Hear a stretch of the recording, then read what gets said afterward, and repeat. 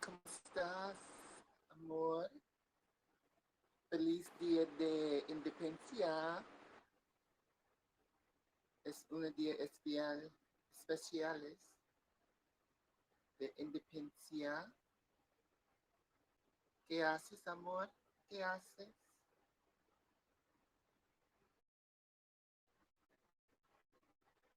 Estoy aquí buscando la música para tratar.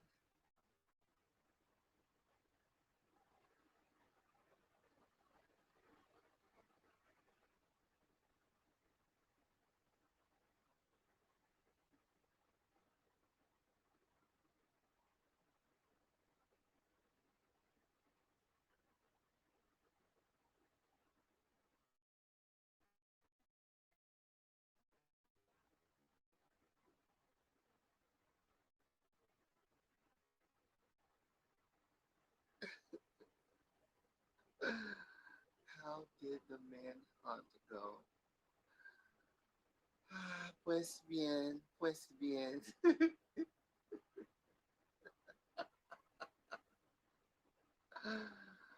Oh my God. I found one job that I applied for, and I could never figure out how to do the DoorDash. I got to get somebody to show me which one I need to upload because I couldn't figure it out. And I was just like, okay, yikes.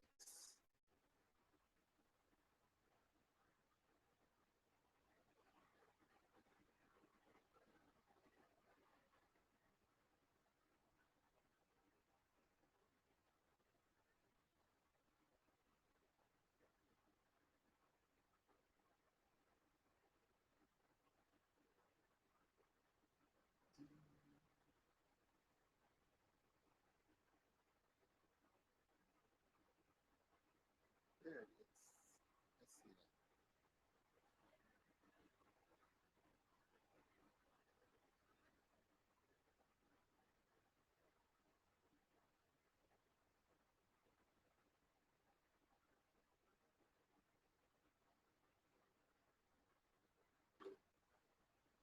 Yeah, and my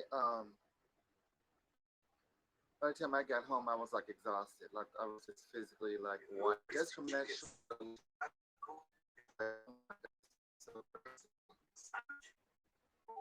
I like Amazon, and they do have one called Flex that you can do, but you have to have a mid-sized car, and I have a small car, so they're like a mid-sized car or a truck.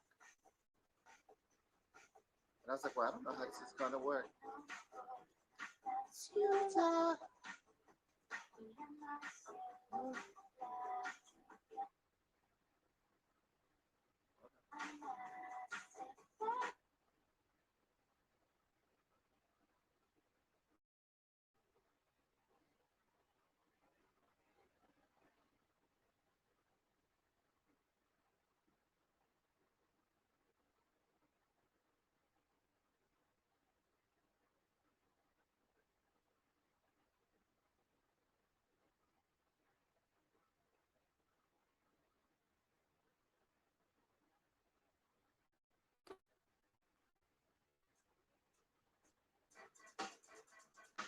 Kind of turn it up where you can hear it. Camino por la ciudad, mirando al cielo, la lluvia me piensa que tú es lejos, el debe el iba, yo me congelo solo para aterrizar en tu recuerdo.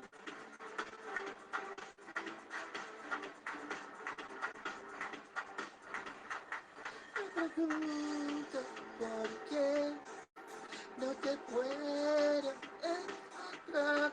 Todo habla de ti, pero no está. Me pregunto por qué te pudiste marchar. Creo que puedo ver, pero tú no estás.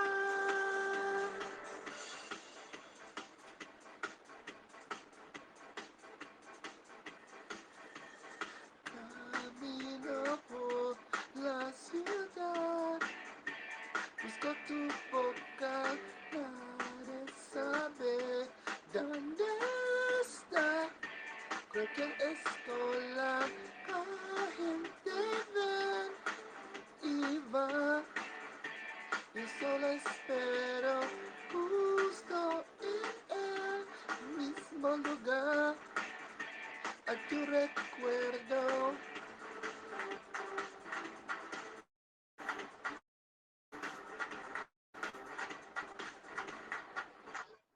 Me pregunto por qué no te puedo encontrar. Solo habla de ti. Pero tú no estás. Me pregunto por qué te pediste marcha. Creo que puedo ver, pero tú no estás. Oh, oh, oh, oh, oh, oh, oh, pero tú no estás. Ciao, and I'm going to stop it there because this song goes on, and I kind of did that a little bit too soon, but oh well, it's all for the Independence Day. I can't believe it's almost over.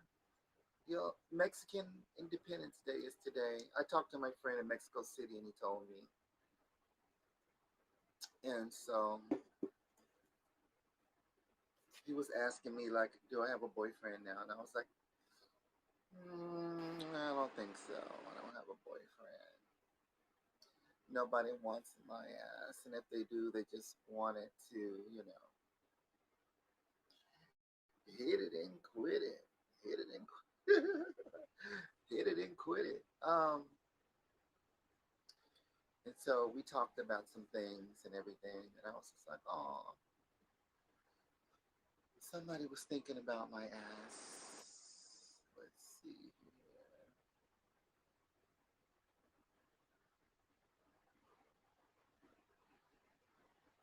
I've been going through my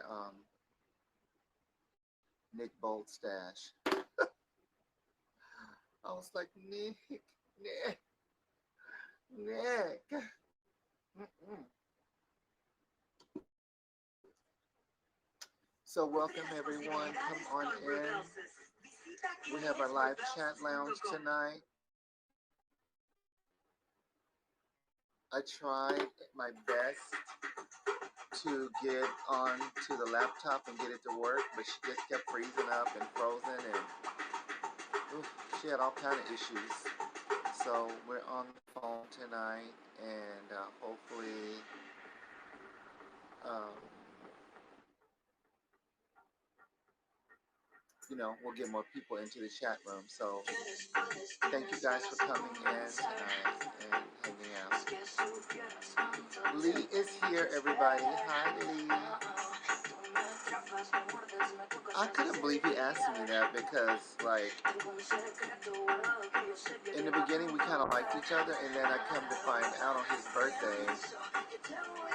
Let me turn this down a little bit. On his birthday, I found out, like, some girl posted on his Facebook, and she looked nothing like me, so I was like, okay, so why aren't we kind of liking each other, but some bitch just posted on your Facebook, um, happy birthday to you, and blah, blah, blah, blah, blah. And she had like big old, you know, porno boobs, you know what I mean? Like them big old fake boobs and long hair, and she didn't look nothing like me. I was just like, she looked like a, you know, little porn, Spanish porn princess, and I was just like, okay, so, I don't know. I think I'm out as far as dating, but I want to just keep you around as a friend, you know what I mean? And that's pretty much what I did. We stayed friends for a long time. We never met in person, but we had live chatted, and he had came to the States in Texas, and he was working on one of those farms. Y'all, shut up, Lee. Why are you always trying to jinx somebody? Yeah. I think you will date several times before I'll be dating anybody, right? I don't see that for myself, especially here in Arkansas, because of the way the guys are here.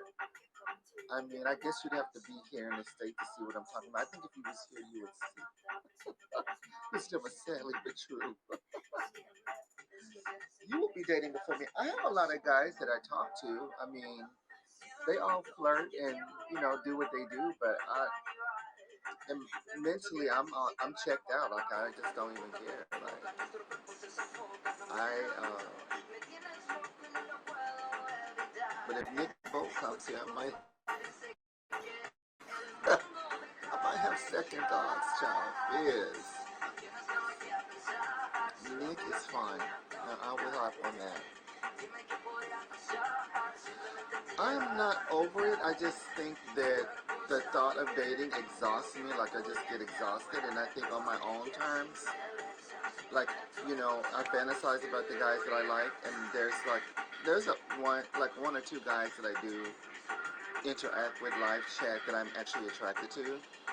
And but unfortunately, not even people live here. They live in other parts of the world, and so I'm not trying to pack up and go to where they are, and they're definitely trying to come over here to me. So what do? Like we've been keeping in touch for a very long amount of time. They're single, I'm single, and at least as far as I know, they're single. They could be married, but as far as like what I know, they always tell me that they're single. And so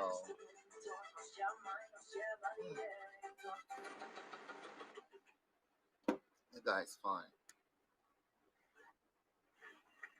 He's young though, but I don't care. You bring it up here, honey, I will hop on that. And let's see here. Here's Paulina Rubio. It's a karaoke song.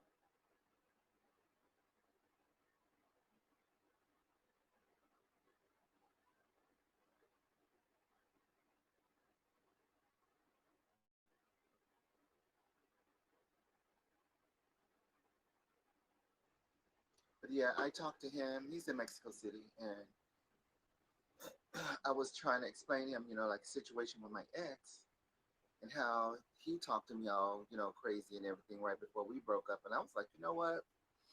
For once in my life, I'm gonna listen to this man and see what the fuck he's talking about, even though he ain't making no kinds of sense. But he was just kept like saying how after him, as if he was the cat's meow, which he wasn't. No man is gonna want me, and the only thing they're gonna want is, basically fucking throw away and all this kind of stuff. And then he just basically called me every kind of name in the book. So I was like, well, okay, I accept all of that. And since I really tried hard in this marriage, and it's obviously not going to work with three people, I'm out. And I didn't look back. I just kind of picked up the pieces like it was a jigsaw puzzle, and I just had 10, 10, 11, 12. Well, we're in 2021 now, and that was 2010. So I've had about 11 years to sift through all the ashes and embers of that train wreck of a relationship. And I was like, well, no sense in rushing to go back into relationship when most likely it's just going to be a repeat of the same thing. And so I just stayed by myself. Like I was just like, I'm cool. I can be nice to myself. I can, if I need, love, I can, chat with guys that actually can lie and say they love me and they're cute and they're young, like what I like. And they say all the right things to keep my attention. So it works out. Like there's no strings. I don't have to wake up next to them.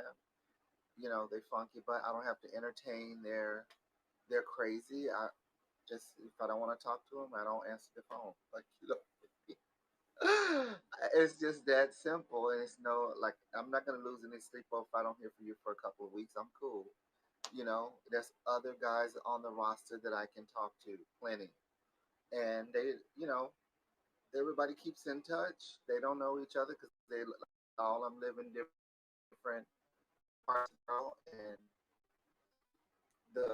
the one that I see myself with, he don't live nowhere. Like he lives out in the Caribbean. He's a Trinidadian type, like he lives way out, and he's a young guy. Like there's no way that's ever gonna happen. So it's just a fantasy, a sweet, sweet fantasy, baby.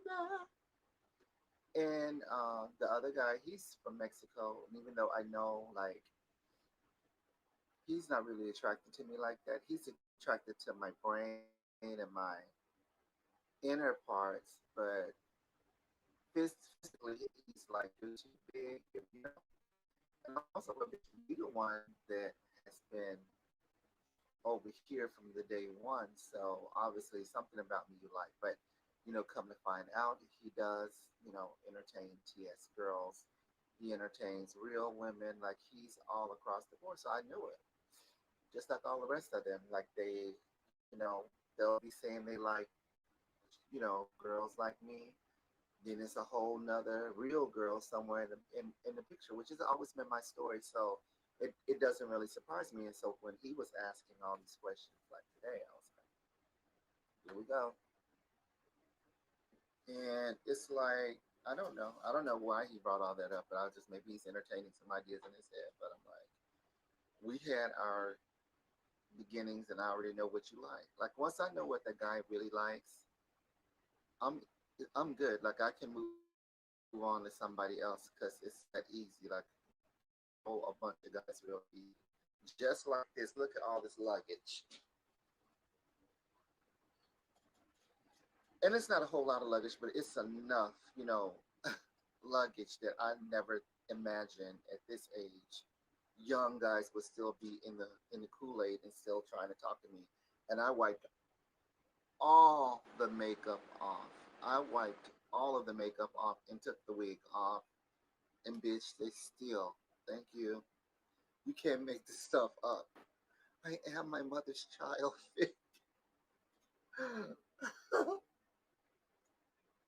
I ain't even trying. It's like it seems like even when you're not trying to date anybody, it's still a slight murmur of guys out there. Like if you just hiccup, it's a guy. And so I don't worry about it. It's not something I need to think about. It's not like I'm desperate because he really showed me and opened my eyes up like this, like he made my eyes open to the reality of guys aren't really going to be in a relationship with me. They just want sex or stuff like him. He wanted computers and the updated cell phones. Like in their country, they only had those Kyocera cell phones, those really outdated ones. But then when he got with me, he was getting all of those, those updated like Android phones and all that stuff had just come on the scene anyway, and they weren't as expensive as they are now because everything is inflated in price. But at the time, I could get a phone for like $100 or $200, and I was going through so many phones. I would just give them to him and his family. Like I'd be going through phones like crazy to be honest with you because I just had the money to keep buying them, and as they were coming out with all these different ones, I was buying them, and so they were my old phones, but I was keeping them and I would take them over there with him. And then like he wanted a computer, I got him a computer. He wanted, men's cologne, designer perfume. I worked in the shop so I could get it. So he got any and everything. And so unbeknownst to me, after we got married, after like I think we got married the second year I was with him, like the second 2 years in, I think we got married. And then by the third year, this girl popped into the picture. Like I didn't know who the fuck she was. And that was the end. Like I was already done. When she emailed me, thank you for the money and all that stuff. I was just like, wow. So I'm been Princess and Ariel and Disney Princess, my love, honey, blah, blah, blah, blah, all this time with all of that jaggedy, raggedy sex that you were dishing out with that little penis. And all that over exaggerated porn sex and pushing folks up against walls and all that dumb shit. And I wasn't getting anything out of it because I just didn't like it.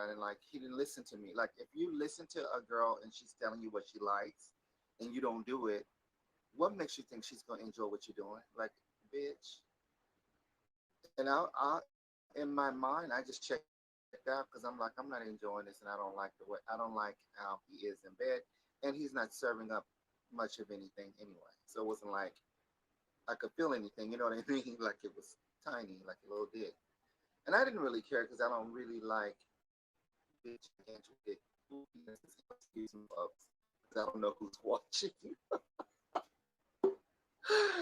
And so I'm saying all that to say that he thought he was the shit, and he was like nothing for me. And and so we weren't a match. Like we weren't really a good match. But I was devastated when this girl cropped in the picture because even though I wasn't 100% happy with him, I actually was married. I actually was with his family all the time, traveling and doing stuff with them when I was there on vacation.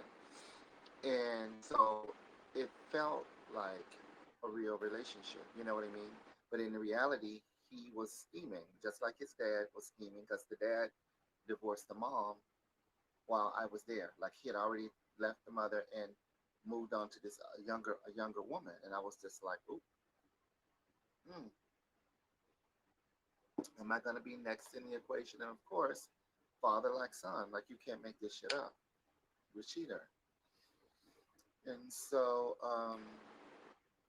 after we discussed all the shit, and he was telling me I was dumb and ugly and stupid and all that. So I just accepted it. I was like, you know what? I have decided in my life that marriage and relationships may not be what I get in this life, but what I can do from this day forward is be very kind to myself. I will not look at myself as a gorilla, a monkey, a dark, ugly person, or whatever. Instead, I will respect myself and look at myself in a loving way. And I don't need anyone, not even zero people, to tell me I'm cute, smart, or anything.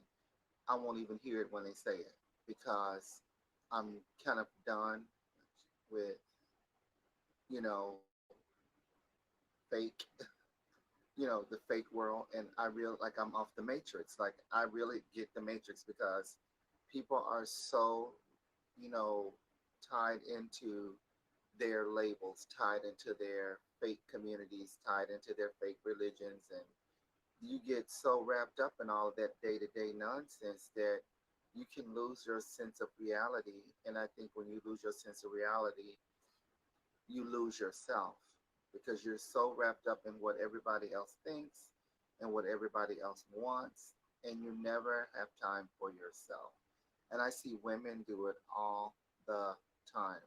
They give so much of themselves to other people and other unimportant people who don't even give a shit about them until they just wear themselves down into an early grave. And I just realized, like, hey, you gave it 3 good years. It's a failure. He's moved on to this, chunk of monk over here. And he had already lied and said he didn't like white girls. He didn't like white women and all that. She was Snow White, bitch. She didn't even fail. She was literally like ghostly white. And so I was like, okay, this girl is overweight. She's fat, and you're calling me a fat cow. You're calling me a fat pig. Here you are married to this bitch with wedding pictures. She's sitting up like, you know, I'm like, okay, so between me and her, all things, but she's Canadian.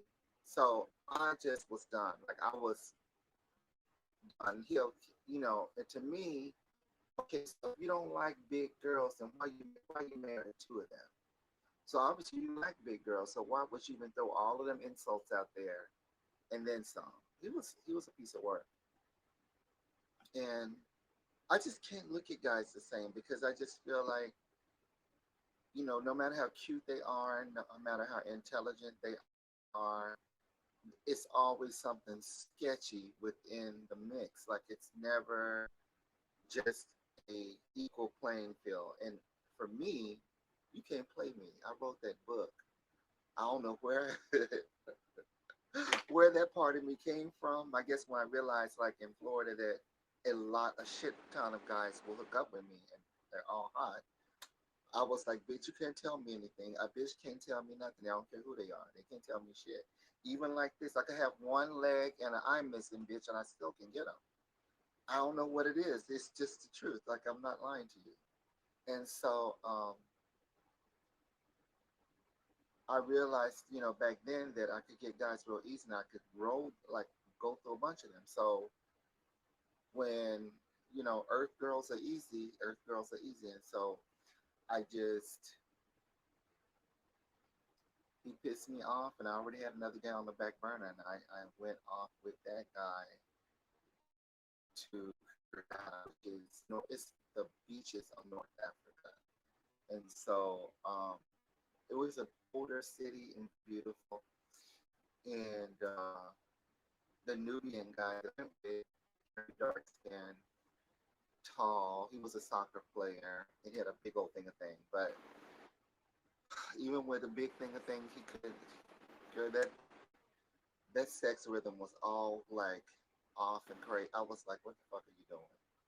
Like, but he was also, unbeknownst to me, doing drugs, and I got the shock of my life.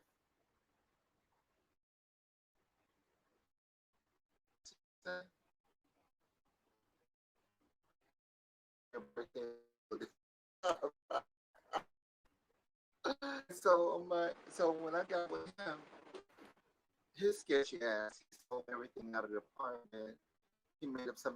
The kid had been telling me for months that his grandmother was sick, this, thing, the other. So that was kind of like his way of, making me believe that his grandmother had been sick for a long time. So of course, once I got there and we hooked up the first night, and then the next day we went to go to have lunch, and then he got a phone call. And he was like, "Oh no, it's my grandmother. I've got to, leave you here. Somebody will come and get you." So he left me at like a little side shop, outdoor sandwich shop thing. And I didn't even know how to get back to my apartment. I didn't know if somebody would come and get me. I was just like, oh, that's totally believable. So the guy came to your apartment. So this guy came back to the apartment. I opened the door and like, girl, all my shit is gone. Except for my clothes, all the stuff that I had brought to this guy, um, medicine that was gone. My diabetic food was gone. All the shit I had, like, to keep my blood pressure like low, he stole it out of the refrigerator. You can't make this stuff up. And I mean, he just very few things he didn't take. Like he didn't take really my laptop, but he took the one that I had for him because I had an extra one. And he took the clothes that I had brought him. I was like, half the shit I brought here is gone. Like he emptied out the fucking apartment. So then I knew right away that he lied. Like there was nothing wrong with his grandmother. He just rolled the fucking apartment the next day. Like he went picking me up from the airport. We went back to the apartment. I got all unpacked. We ate and everything and hung out and stuff like that. Now when I finally caught up with him, it was like a day before um I was to leave, and he took me back to the airport, and he was making up all these excuses, blah blah blah. I didn't say anything because he brought a little boy with him, which he was saying that was his little brother, but in reality, that I believe that was his son. I mean, I was like, there's no way that is a huge age gap between you and that little boy. And I'm like, I'm not saying that that's impossible, but I 100% believe that was his son. And the only reason I didn't, go to hell off on him and everything is because he had that little boy with him, and the little boy was crazy about me. And I would say he was like maybe the little boy came across like 9 or 10 years old at the most, and he could kind of speak English a little bit, and so I didn't say anything. And then that later that night, I saw him rolling little cigarettes, and I kept looking. I was like, that just looks like he's rolling up some sort of hash. Because over there, I don't think they have weed like how we have weed here, because they don't grow that over there. They grow this stuff called hash. And so hash is illegal. It's an illegal substance. They don't play that shit over there. Like we all would be under the fucking jail if we get caught. And so, in the back of my mind, bitch, I'm fixing to go home. You're rolling dope cigarettes and shit. Now I didn't even know you're asking. You're supposed to be this devout Muslim and a soccer player. Like what the fuck? So I didn't say anything. Later on, I kind of confronted him about it and everything, and he was denying everything. And I was like, "Bitch, I know what I saw."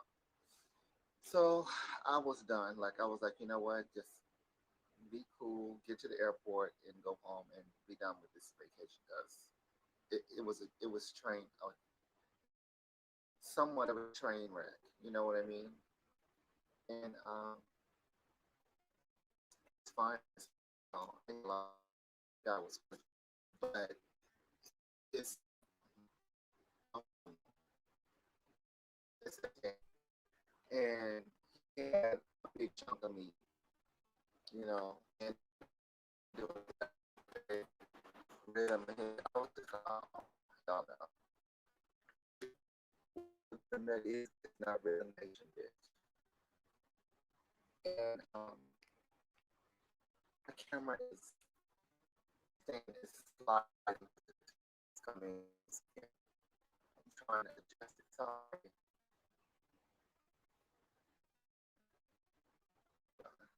I cannot get it to stop sliding. It's like moving in its own, its own move.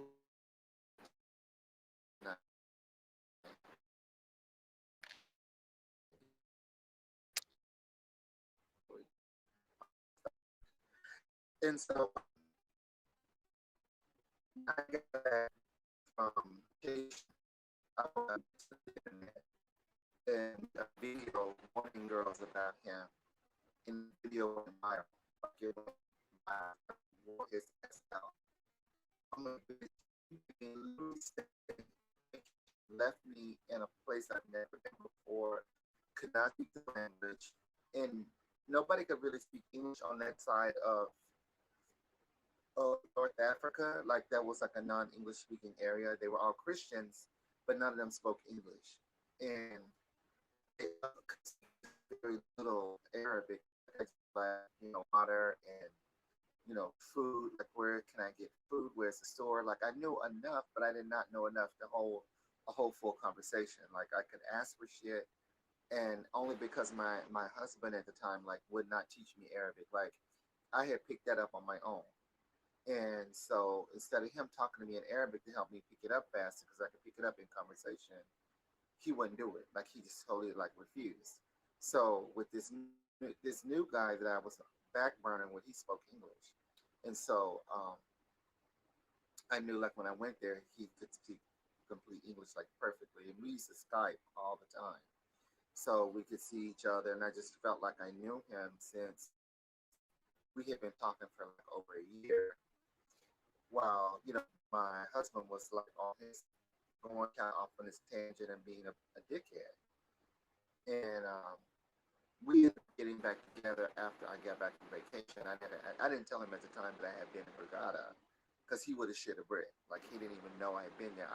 It was much later when when we had a really big blowout. Then I told him, I said, "Bitch, while you was over there acting a fool and thinking you were shit and talking all that shit to me, I went off with another guy on the other side um, of the of, of Egypt. Like I was in Hurghada."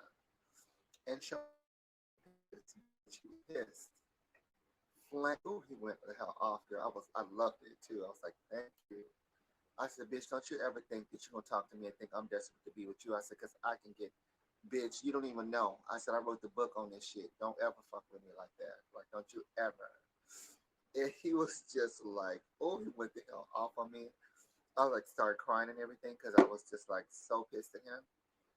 And then I was kind of like angry with myself because like I honestly had no business going back to Egypt, with a totally different guy. But I did it anyway. And it was really despite him, like just to show him, like you don't talk to me like that, and you're not gonna treat me like that, because where you gonna act a fool with me, that dude over there is gonna do whatever I want, which he didn't. He disappeared, and so he was mad and everything like that. At that time, I honestly I knew something was going on with him, But in the back of my mind, I never thought it was a girl, and definitely not a Canadian speaking girl who would email me, "Thank you for the money" and all that bullshit. So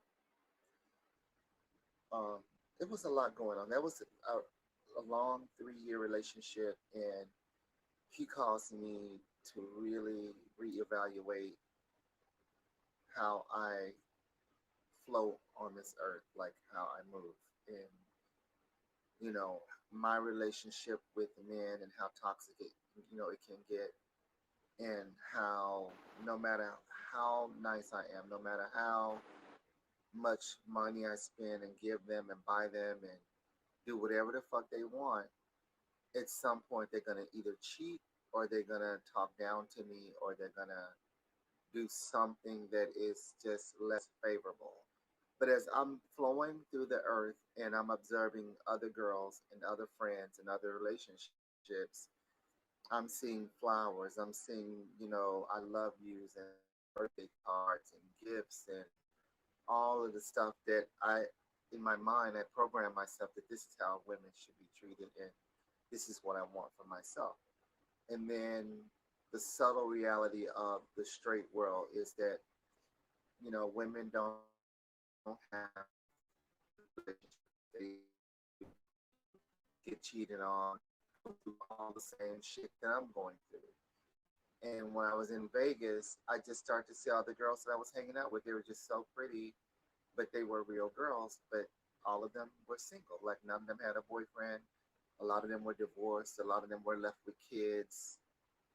Um, I started to realize, oh, it's not because I'm TS or trans or anything like that. It's just men can be very selfish, and some women can be very selfish too. Like it's a two-way street, because I'm one of them bitches. You ain't fixing to play me. And I didn't want to be the kind of person that go through my whole entire life of just stabbing guys in the back and cheating on them and throwing it in their face and all that back and forth, because it gets old after a while, and I'm just a much happier person by myself. And I don't have to, you know, beat myself up about failed relationships and, you know, um, getting cheated on and told, I'm ugly and all that kind of stuff, because, I know better than that, and I know I deserve better than that, and I know how I picture what I want in my life. And if I can't have it the way that I need it, then I just be good to myself. Like I can buy myself what I want, and if a holiday comes and I want to buy something for myself, just go to the store and buy it and be like, hey, happy birthday to me, or happy Valentine's Day to me. Like I don't need a guy per se that can't you know get down in the bed, you know, because a lot of them can't. They talk all that shit and then they can't do anything. You should already know. And they get a big head. Like they get a big head. If another girl looks at them and gives them a little bit of attention, they get that big head, and it's like, okay, here we go. And so for me personally, I really don't know if there's a right type of guy for me, because I don't have to have a relationship like a marriage or whatever, but a nice guy friend that will want to see me and miss me and feel good when they're in my presence. You know what I mean? And when you're ostracized, you don't get those luxuries. That's like a luxury thing of people happy to see you, people wanting to be around you, and people really missing you on your birthday and remembering your birthday, or remembering, holidays and stuff like that, or including you in on their kids' birthdays and stuff like that. That is community. And when you're ostracized, community is nowhere in the mix. And so, yeah, I mean, yeah, I mean, I think you understand what I'm trying to say. And so I just got animals and critters and everything. And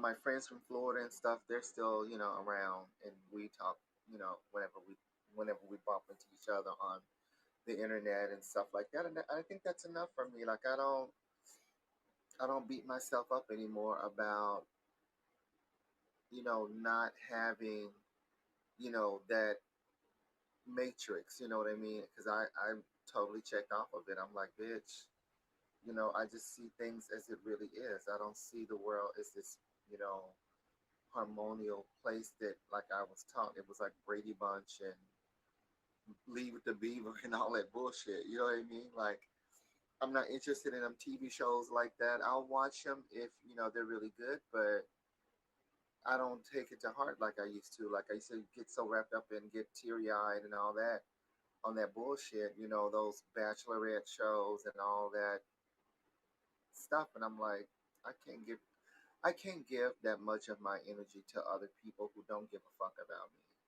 And I have to spend a little bit more time on me and nurturing myself and knowing that whatever little time I have on earth, I just have to make sure that I'm walking in a pathway and my footprints are solely in a direction that is favorable for my comfort level and it's not threatening to other people because I can't even tell you countless times that I've befriended someone and they've been going behind my back, backstabbing me because A, they didn't really like a trans girl, they didn't really like black, but they would say that they did. And then I would be, you know, having conversations with them, going out to eat with them, doing stuff alone in my car with these people, only to find out that they didn't really like me. They were just going along to get along so they could get whatever they could get out of me and then stab me in my back and over and over and over and over again. So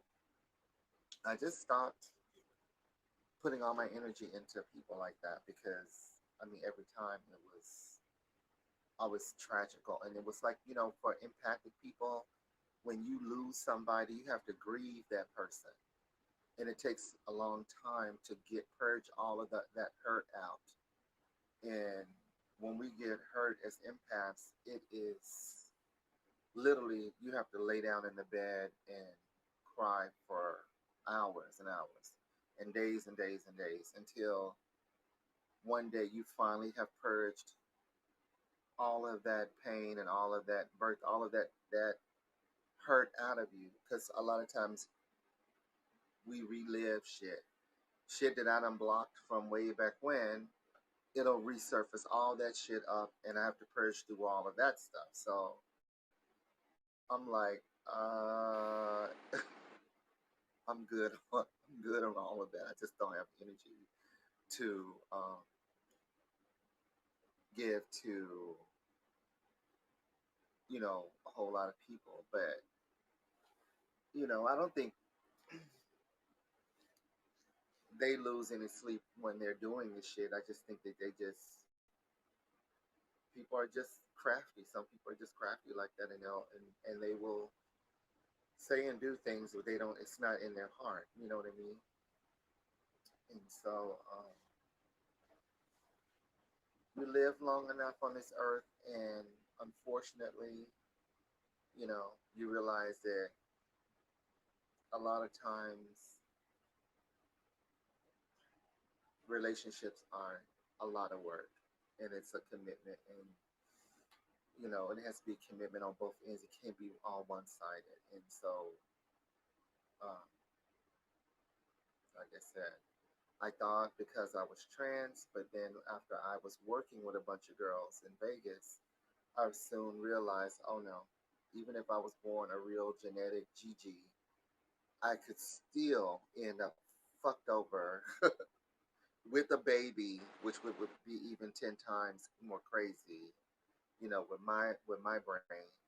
I can't even imagine. And I got lucky because we were literally gonna go to India. We're sending his sperm to a sperm donor over there, and we're gonna get an African egg and have someone carry a baby for us, and then we were gonna go over there and get the baby when it was born, and I was gonna bring it back here to the States with me. And we had worked out all the prices and the cost and everything and how much it would cost and what clinic we were going to go with, and we were back and forth, emailing back and forth, and trying to find a place in Cairo where he could go to donate the sperm and all that.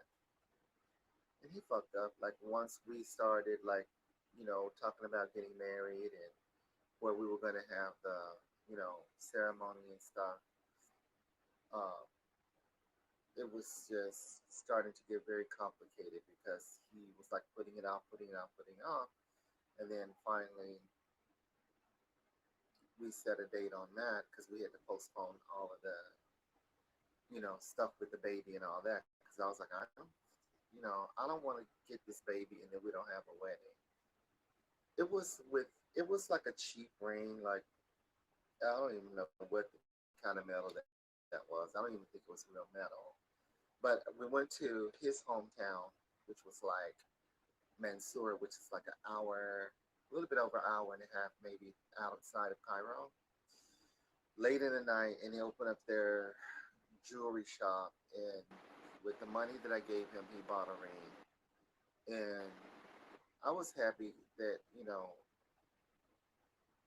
that he finally proposed and gave me a ring, and we said, like the next couple of days, we were going to go to the mosque and get married. So the first mosque we went to was the El Hossein Mosque, which is right near the El Khan Khalili Market, which is a famous market in Cairo where everybody goes shopping, and it's just a big outdoor cobblestone streets with shops everywhere and food and all kinds of activities going on. It's really interesting. Um, the mosque was really huge, and of course they rejected us because I was a foreigner. Like they was like, we can't marry this foreigner, and we're not sure exactly if you really are the right mix fit for her.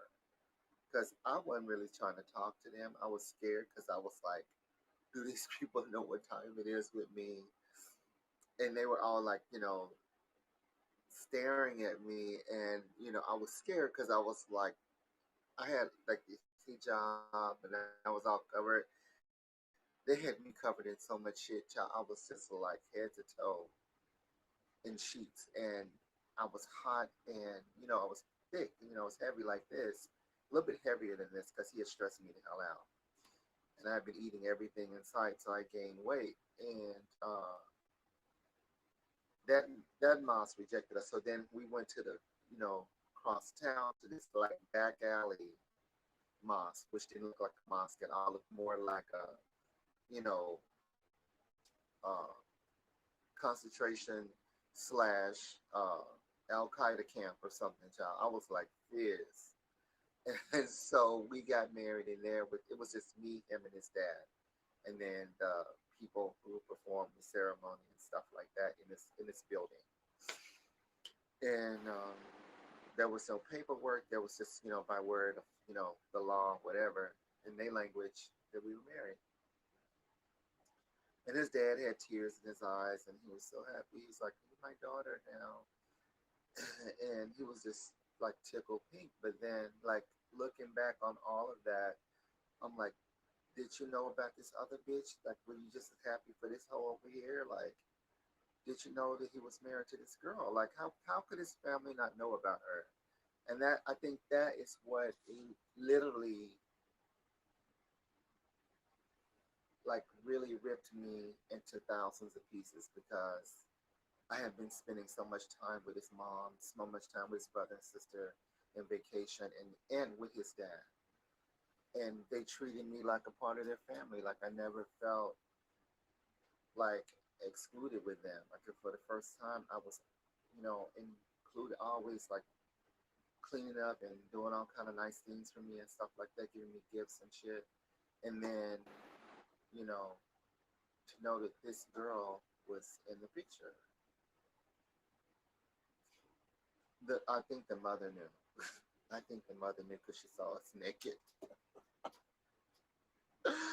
But they never treated me indifference. And of course he knew, you know. And so, 3 years is a long time to put all your energy into a relationship. And there was another guy that I could have gotten with that I had was talking to prior to him, but that guy was like um, really slow to roll. And since he was slow to roll, I ended up going online and meeting him. So I ended up going off with him. In the background, this guy was talking to one of my friends and was all heartbroken and telling her like, how how could she go off with another guy when I really liked her? Well, bitch, when I tell you I want to come there on vacation, you sitting on your damn sitting on your ass like you don't want to know what if you wanted to really meet or not or whatever. I'm like, I ain't got time for that.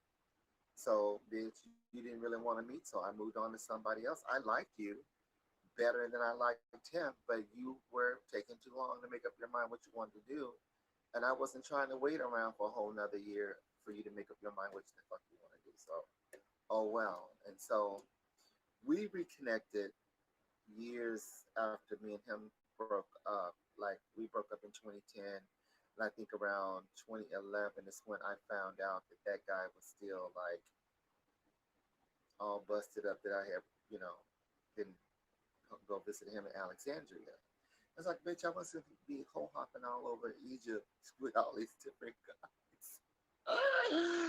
But I at that time I was like kind of letting my fingers do the walking over the internet. So I was talking to a lot of guys, and so you know he had started liking my friend, and she already had a boyfriend, and she was on her second or third baby at that point. And she was calling me, telling me, "Hey, this dude is messaging me and asking about you, this, that, and the other." And I was just like, "Who the hell is this dude?" And then when I finally realized who it was, I was like, "Oh my god!" Like I just was like, "What?" Kind of threw me for a loop. But like all of them are players. Like he was trying to talk to my friend, so I'm like, first of all, you couldn't. So long ago, your ass was not trying to talk to me like that. You were all in the mix, but you didn't really want to meet.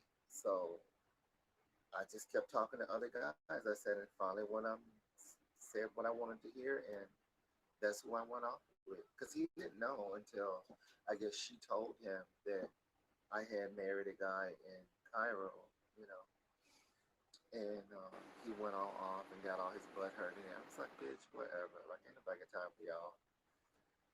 And it went nowhere because I think he had finally settled down with some girl locally, like in Alexandria. And I could have sworn she told me he had a kid, like out of wedlock. Like they weren't married, but he had like a baby with her. And he was like one of those guys who cut hair and do like he was a barber or whatever. He was cute as hell, but oh please. And I would have loved to gone to Alexandria just to go to the beach and do all the touristy stuff, but that wasn't in the cards. So we went to other places, and I kind of want to go back. Like I wanted to go to Luxor and Aswan, and I want to do the cruise.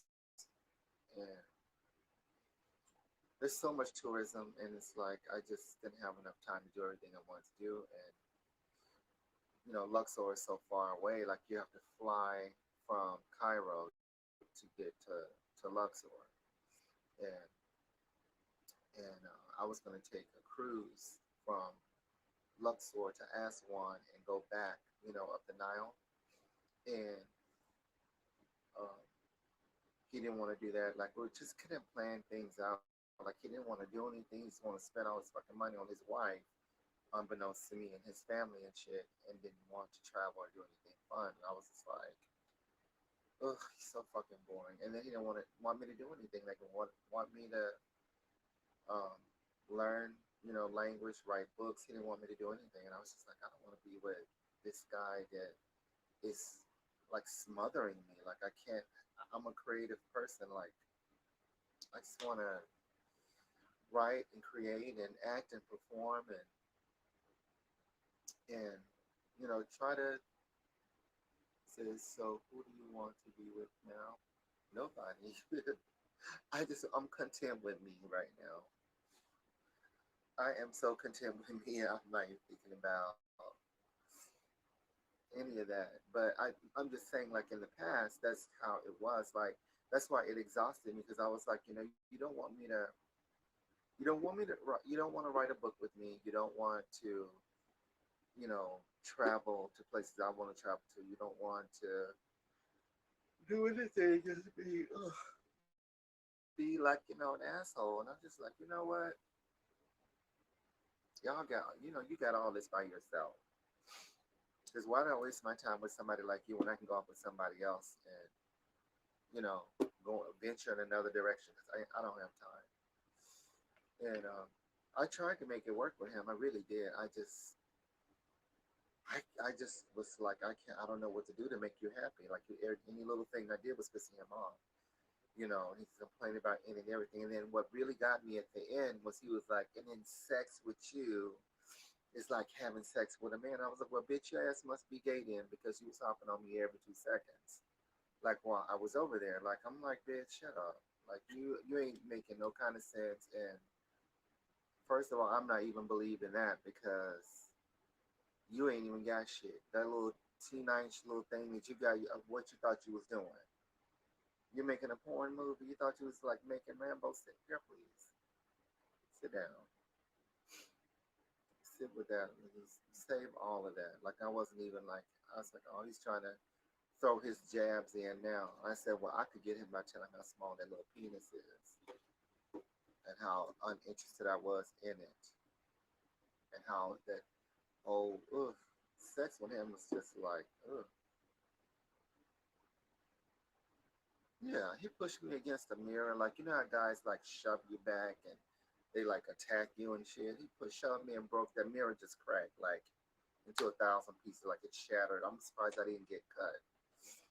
And I didn't know he was gonna do that. Like he just was like, came in the room and just went into his little routine, and I was just like, "Oh, is this sex now? Is this what we're doing?" And then when he broke the mirror, I just screamed because I was like, "What the fuck are you doing?" He goes, "Come on, you're my wife. We're supposed to have sex.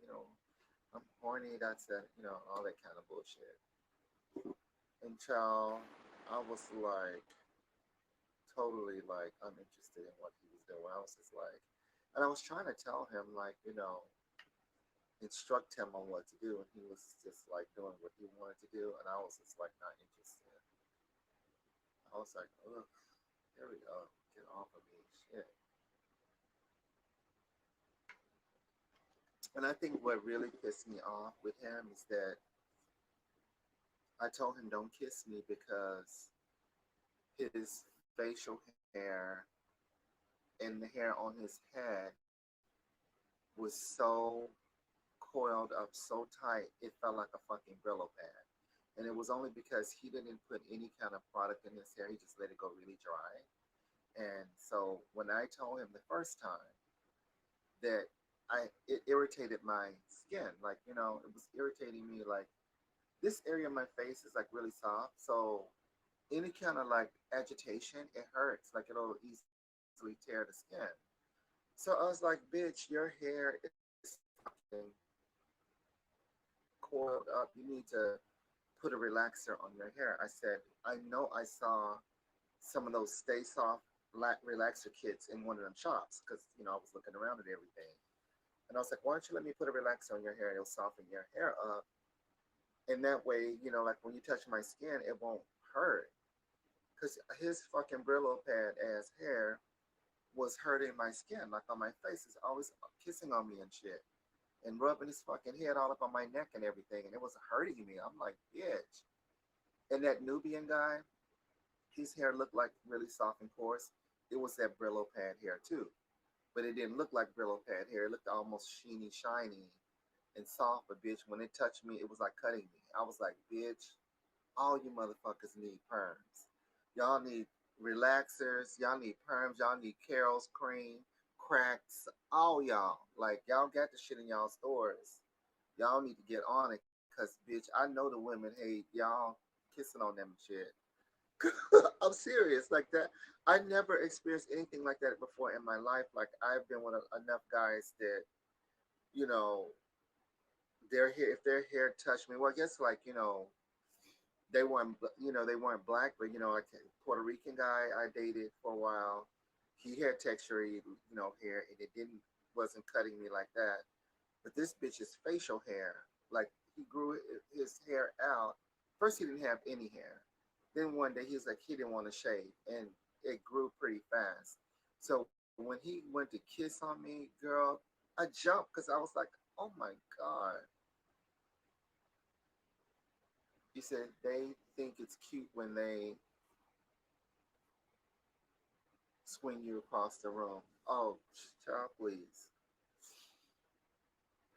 And I just don't know. Like I don't really care for facial hair, guys with facial hair and stuff like that. But you make an exception because this is a person that you like. You just don't care. But when it was irritating my damn skin, I was like, oh hell no, bitch, you need to shave that hair off your face or don't touch me because you on me all the time and I can't deal with you, child. Whatever. I mean, I don't know. I'm like, ugh. If I ask you to do something you don't do it, girl, I'm done.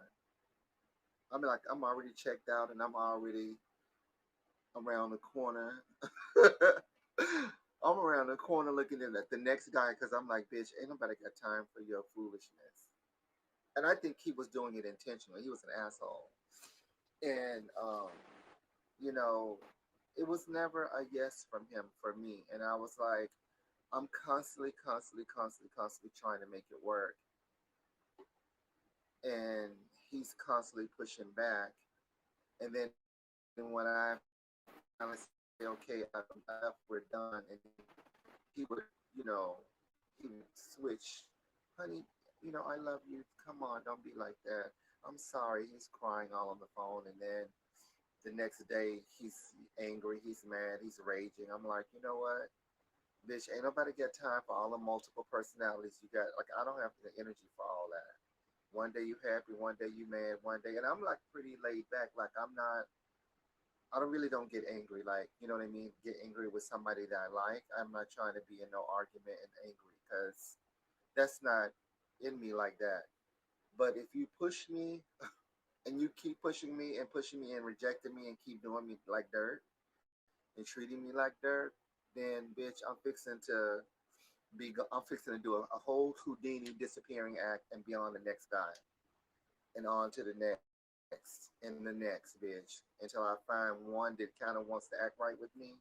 Then I'll stop at that Home Depot, because honestly, I was trying to get him whatever he wanted to make him happy, and he was taking out all of the handouts and the like the money, like the Western Union and all that shit when I wasn't there, and then blowing my phone up, when I'm at school and when I'm trying to study and, interrupting me. And I'm like, bitch, I'm trying to study right now. Like, what do you want?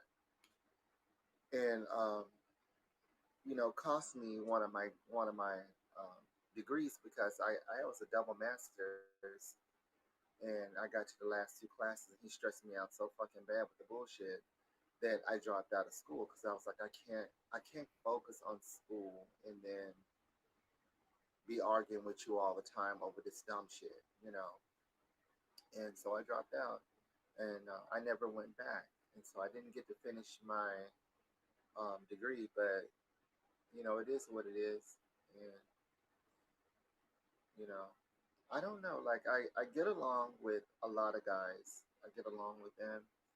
Um, I don't really have to argue or anything with anybody.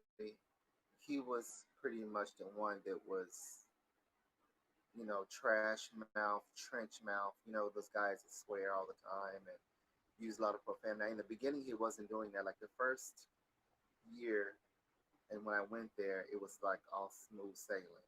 Him and his dad, pretty much, were messaging me every day, and then like that next year, I got introduced to more and more family members, and then we started to kind of argue about different things, and it was like not a consistent argument, but like off and on. And then I would say like midway before we got married, he started to show his, true selves. But by that time, I had invested so much of my time and energy and money into this relationship. I was willing to tough it out and try to work through it because I was like, it can't be happy times all the time. It's going to be, some rough patches or whatever. But his rough patches, child, oof, he was crazy. Like he was, I don't know, he was, look, when they say those guys are neurotic, he has some shit like chemically imbalanced in his fucking head. Like he'll be nice one minute and then be really off the chain, like raging and swearing and acting crazy over nothing, you know. And I could never understand where all that craziness would come from. But now I kind of understand it because he was cheating. He had that girl in the background the whole time he was married to this girl, and I guess maybe that was his way of throwing me off or whatever. But I never understood where those crazy rants and stuff, the little crazy spells he would have were coming from. And I was just like, I should have picked up on it the first time, but I didn't. It took me a long time because, like I said, I'm a little slow when it comes to, people and their personalities and stuff. And I'm very patient when it comes to that. He doesn't know how to be in a relationship. Obviously, he doesn't know how to he definitely don't know how to be in a relationship and a sexual relationship because that shit didn't work for me. I was like, ooh. And I was willing to stay with him with that bad sex. I was like, you know what? It's bad sex, but you know, it's better than being alone and feeling that empty feeling that I was feeling for so long after my first boyfriend died. And so I just went along with it because I was like, I'm just gonna stay with him because, I hate to say I'm desperate, but I was very desperate to have a marriage and have a family life. And I was really trying to live on two continents. So I was trying to be in the summer months in the continent of Africa, winter months and fall months in the US. And I was really content with going back and forth. He didn't want that. I was just like, oh my God, I don't know how to make this work because he's not listening to what I want. He just wants what he wants, and what I want don't matter. My education didn't matter to him. My existence didn't matter to him. I just might as well have just been, a blow up doll. And, you know, I just was like, you know what? I'm out. I'm out. And I never looked back.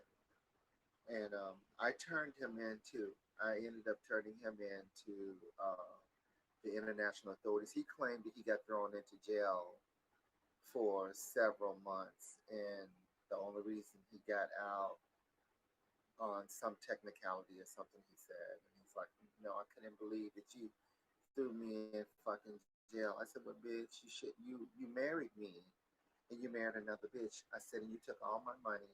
You emptied my fucking bank account. I said, and you think that I'm just gonna sit by and let you do that? I said, of course I reported your dumb ass.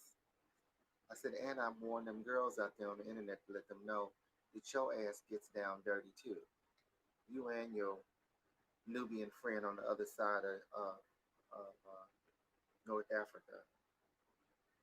So I don't. I mean, to me, no matter where you go in the world, and this is a lesson that I learned. I don't care what language they speak. I don't care how cute they think they is. I don't care, if they floated down out of the sky with some big ass wings. Don't put all your eggs in a basket over no damn man, thinking that he gonna love you and do all this shit for you and it's gonna be roses and just like on TV, it's not like that. I don't care, I thought if I got out of the United States and I dated guys from other cultures and gave that a shot, things would be different. But no, bitch. It's a show that comes on TV, and I really wish that I had gotten in on that gig because It's called. It comes on cable TV. It's called 90 Day Fiance. I think that's what it's called, or it's either 90 Day Fiance or 60 Day Fiance or something like that. And it's about these girls that are from America, women from America, going into these foreign countries, and they have X amount of time to marry these men. And some of them have all these, kind of like how I was. You're giving all your money to the family to be in that relationship, but they're not really giving you anything other than a family relationship, and it's fake because the family just needs the money. And the men are, some of them are already married to other women, but they haven't told the girls that. Some of them have to, you know, dish out, and it's some men too, some American guys too that are marrying, you know, women from Kenya and different places, and a lot of interracial relationships and stuff like that. But when I first saw it and my sister was watching, I said, "Oh my God, that looks just like my relationship with my ex." I said, "That's how it was."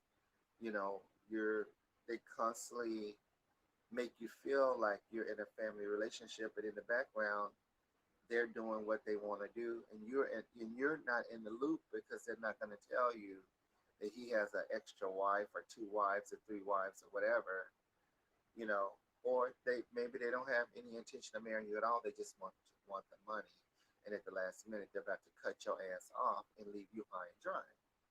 And that's what that show is all about. It's about those wacky relationships abroad. And so when I saw it the first time, I was like in shock because I was like, oh my God, somebody actually made a show about this shit.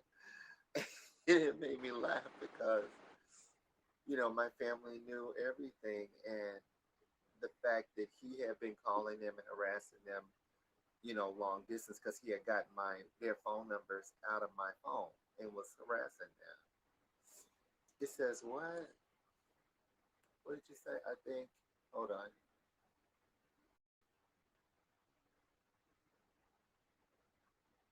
But I don't think all your relationships were bad. I mean, because there's no, to me, for me personally, I don't think there is a utopia of relationships. I think that no matter who you are on this planet, like you have to kind of,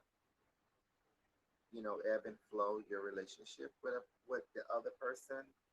You gotta, like, really, I think even in gay relationships, you have to give a lot of yourself to your partner. Like, you have to kind of, in order to make that relationship work, you're going to have to do things that you don't necessarily want to do.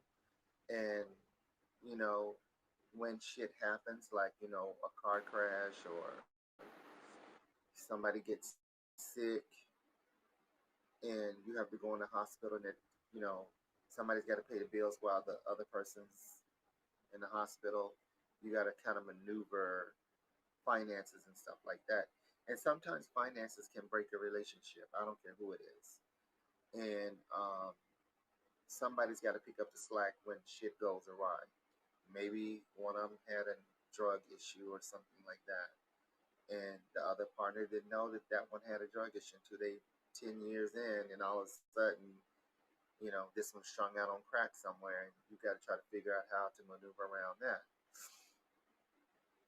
You can't make this stuff up, but it happens.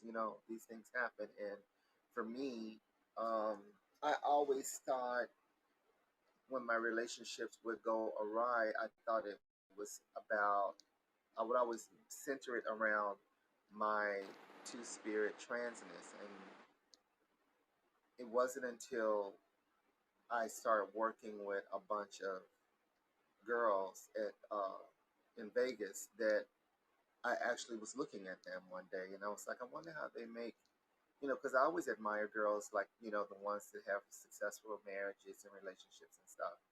But I wasn't quite getting that with this group of girls, and they weren't my age. I was older than them. They were a lot younger. I would say in their early 20s to late 20s. And all four of these girls, one was a Filipino girl, One was a Hispanic Mexican American girl. Um, the other girl, Maria, she was, I want to say that girl was from Venezuelan American, and the other one was Filipino.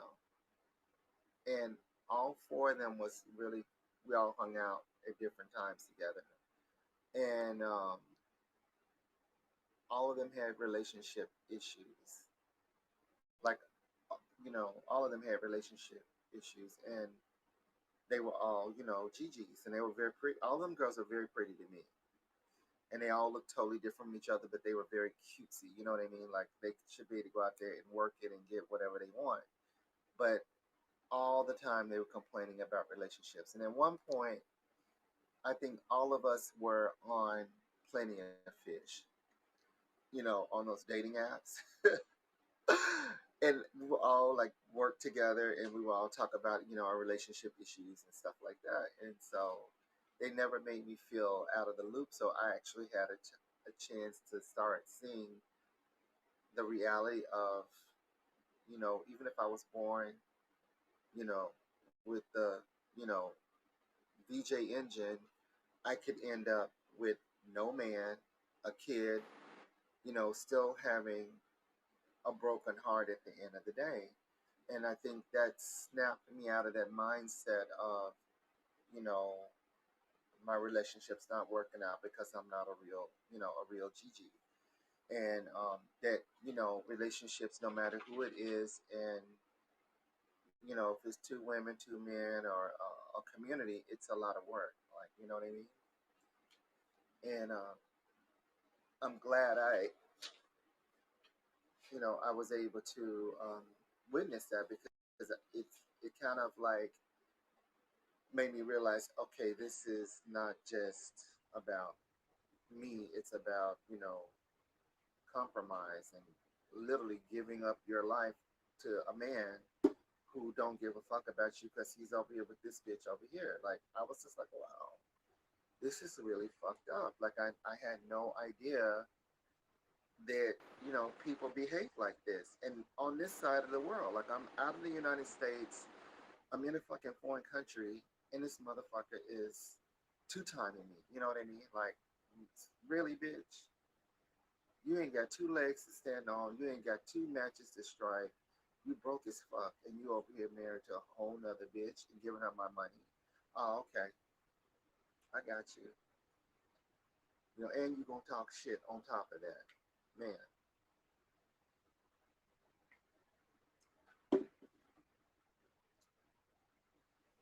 And on top of that, on top of everything else, he had the nerve.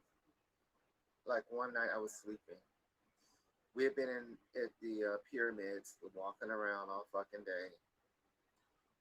We get back. I'm passed out in the bed. I'm so fucking tired, y'all. I could have been walking all over fucking place. I'm snoring. I'm like, I'm making noise, sleeping, and I'm so fucking tired. We had a two-bedroom flat, two a king size bed in one room, and then there was a queen size bed in the other room. In the other room, nobody was staying in there. So me and him was in the same bed together. So instead of him getting up and going to the other room and sleeping in there, he's gonna punch me in my fucking head with his fist as hard as he could and wake me up. Like he punched me in my head and gave me like a mild concussion.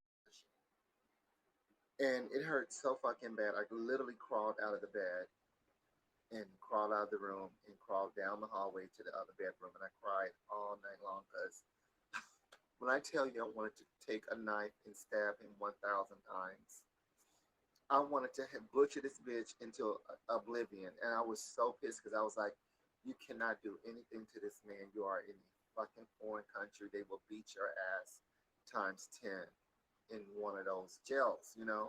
So I was like, I can't do anything because I can't really fight him or anything because I'm not in America. Like if I in America, oh, child, I wouldn't even have to like just go get my nephew. He did not like him. He would have tore his ass up. And my sister, one of my sisters will eat him for lunch over me. So I know two, three well, my girlfriend too. It's a lot of people want to beat his ass to this day, and so I'm lucky in that way. There's a handful of people who they were witnessing this shit, from all the back and forth, and they were not jiving him at all, and they were like, "You don't deserve that," and if he ever comes here, I was like, "Bitch, it's gonna be a lineup on his ass, like a line of folks wanting to beat that ass." So when he put his hands on me, he should have never done that. He pissed off a lot of people. Mm-mm. I didn't even know. I was like, "Oh, you feel some kind of way?" Hell yeah. Let him come over here. And I was like, my nephew was like, "I'm gonna put a damn lawn chair out, and you can just sit in a lawn chair and watch me beat that ass." And my friend was like, "If I don't get to him first," and my sister was like, "Oh yeah, I want a piece of that ass too." And I was just like, "Ooh, you should now put your hand on. Be careful who you putting your hands on." They just heard about it. They weren't even there, and so it is what it is.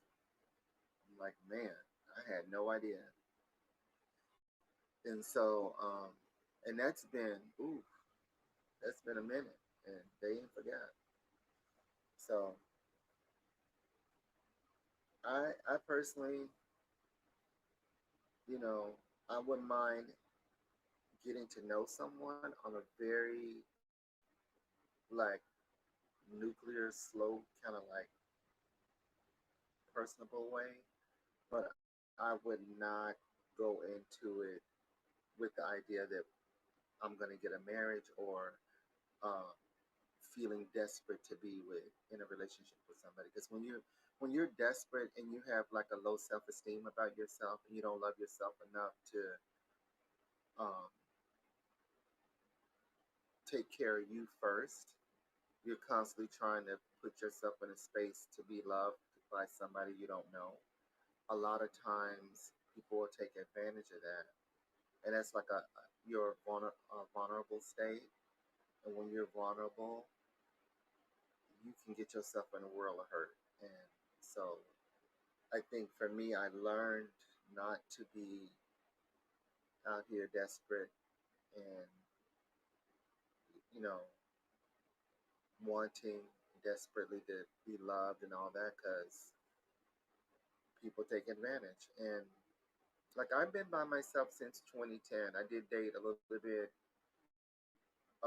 went on a few dates in 20 between 2010 and 2011 with a Mexican guy that I kind of liked that I met locally, but it didn't work out. He was married, and so my little online guys that I talk to and stuff like that. That's about it as far as socialization, but like as far as sex or anything with anybody, no.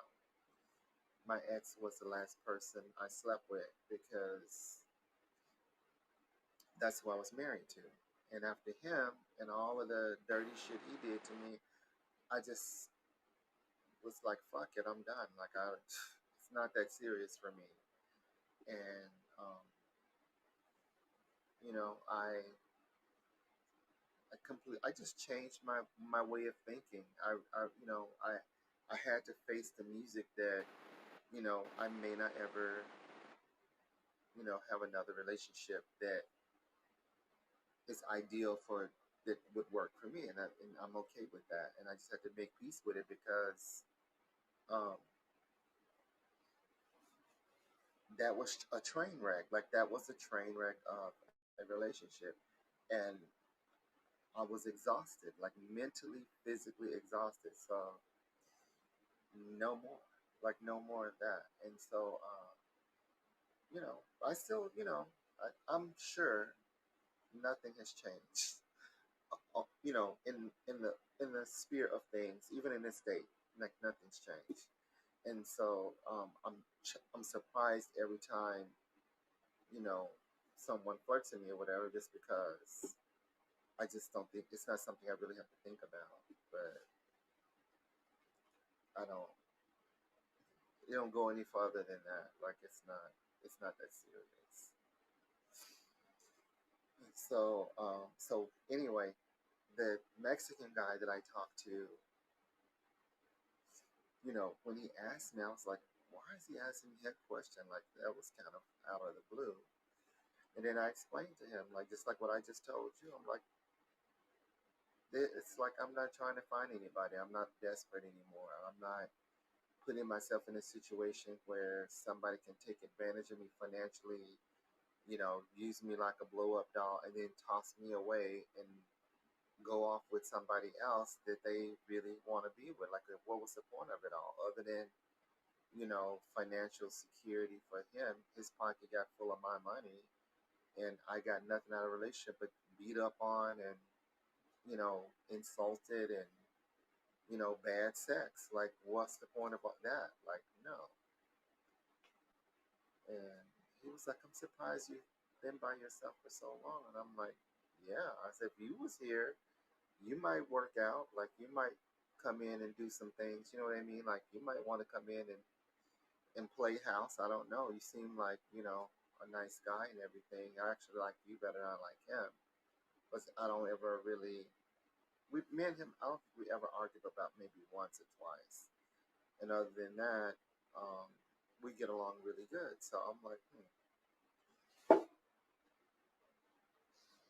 you come here and we'll see. Like, if it's really that serious for you. But, child, please.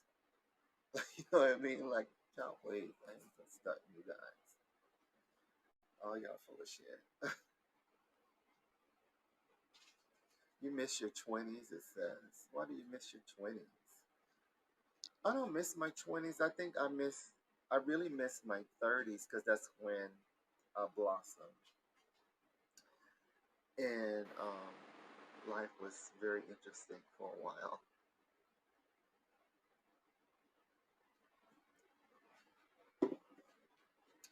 If you think life is fun now, wait till you turn 30 and 40. And still, you got a lot more life to live. It might be a little slow right now because of COVID, but from what I can see, how a lot of people have not slowed down. Every time I turn on the internet, they shaking their ass and they all in the camera in the clubs and booty shaking. And if they ain't booty shaking in the clubs, they in their house booty shaking, or by the pool, or out in the streets in the middle of traffic, ass shaking. I'm like, y'all some more of the, like dancingest people I ever saw. I thought I danced a lot growing up. Y'all dance more than I did, and I thought I was, the VIP girl. Y'all VIP in the damn streets. Y'all don't give a damn. But that's TikTok and Instagram for you. Like it's a lot of dancing and ass shaking and vanity going on, even amidst all of the COVID-19. So I find it entertaining. I find it quite entertaining. I can't do all that ass shaking anymore. I don't even feel like it, to be honest with you.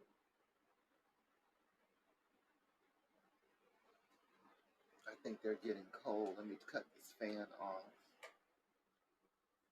I have to cut the air off because it's like getting cold. Like the temperatures are starting to get lower now, and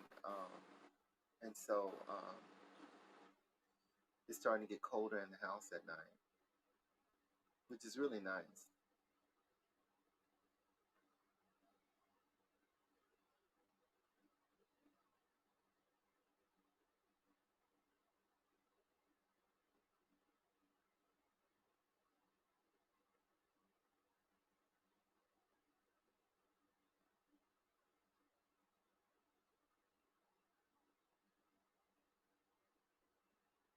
Be right back. Okay. I wonder where old Jeff is tonight. He didn't come online at all. And while Lee is gone, let's see if we can find a song. Oh my God, talking about relationships is so much. Shaka Khan karaoke.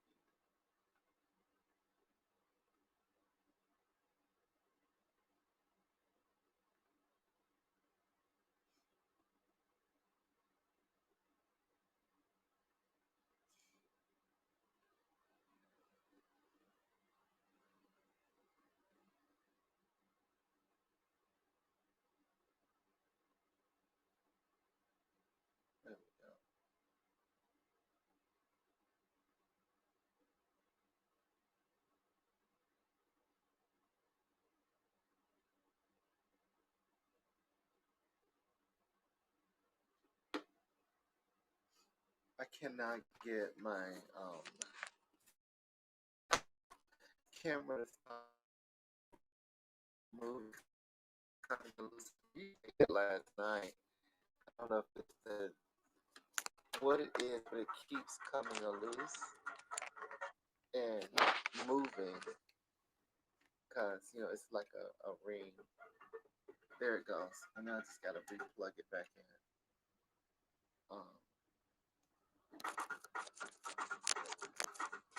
Let's see if I can get it to plug back.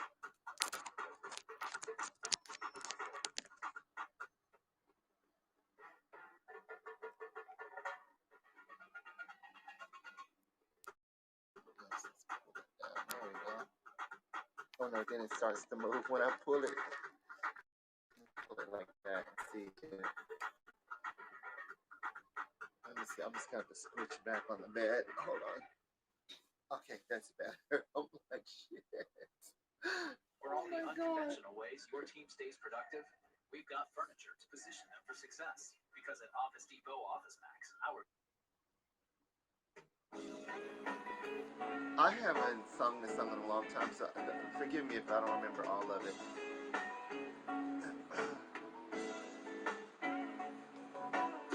I will love you anyway, even if you cannot stay. I think you are the one for me. Here is what you ought to be. I just want to satisfy you that you're not mine and I can't deny you. Don't you hear me talking, baby? Let me know or I'll go crazy. Whoa, sweet thing. Don't you know you're my everything? Oh, sweet thing. Don't you know you're my everything? Yes, you are. Yes, you are. I wish you were my lover, but you act so undercover. To love your child my whole life long is a being right or being wrong. I'm only what you make me, baby. Don't walk away, don't be so shady. Don't want your mind, I want your money. It's words I say, they may sound funny, but oh, sweet thing. Don't you know you're my everything? Whoa, sweet thing. Don't you know you're my everything? Yes, you are. Yes, you are. Oh,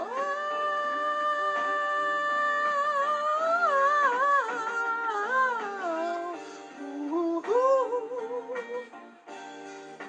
you are my heat, you are my fire.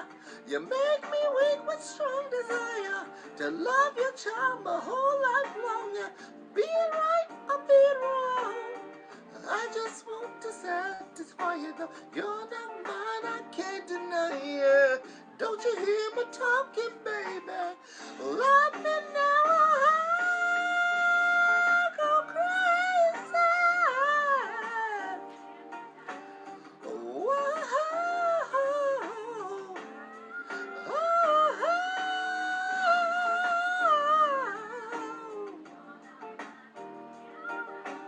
so, I don't even want my voice out. I always conk out before the end of the damn song because the damn Shaka Khan, honey, should not be playing around. You know,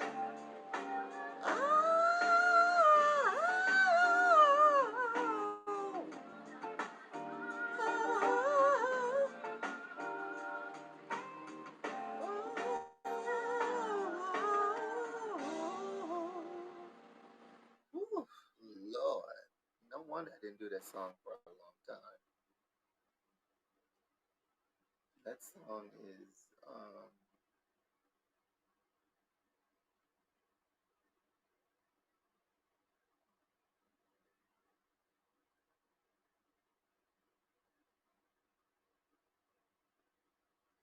she's got a lot. A lot of songs too. But I'm not gonna do any more of her songs. It's her songs where my voice vocal cords out. I was just like shit. Miss Shaka Khan. I would love to try to do I'm Every Woman, but I'm not going to because it's so hard to sing anyway. Let's see. Let's go into acoustics.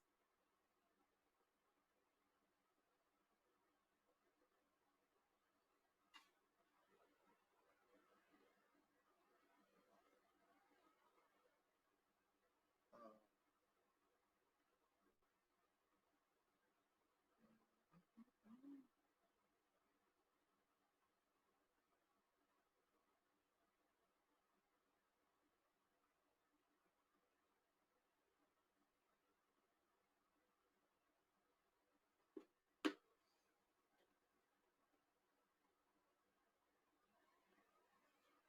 Thank you guys for coming tonight and hanging out and listening to all of my chatterboxing tonight. Just lots of chattering. It's been a long day of job hunting and trying to integrate technologies for this, space here.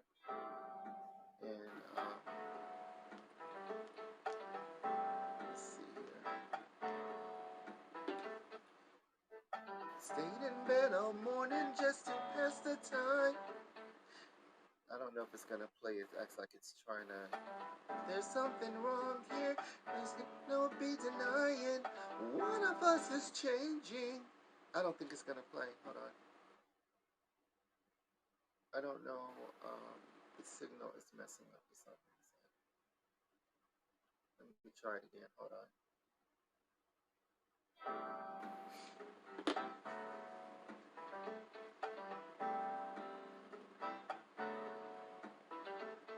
Stayed in bed all morning just to pass the time. There's something wrong here, there can't be no denying. One of us is changing, or maybe we just stop trying. And it's too late, baby, now it's too late. Though we really did try to make it, something inside has died and I can't hide it. I just can't fake it.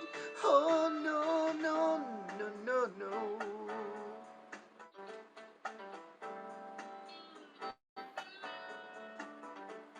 It used to be so easy living here with you. You were light and breezy and I knew just what to do. Now you look so unhappy and I feel just like a fool. And it's too late, baby, no, it's too late. Though we really did try to make it, something inside has died and I can't hide it. I just can't fake it. Oh no.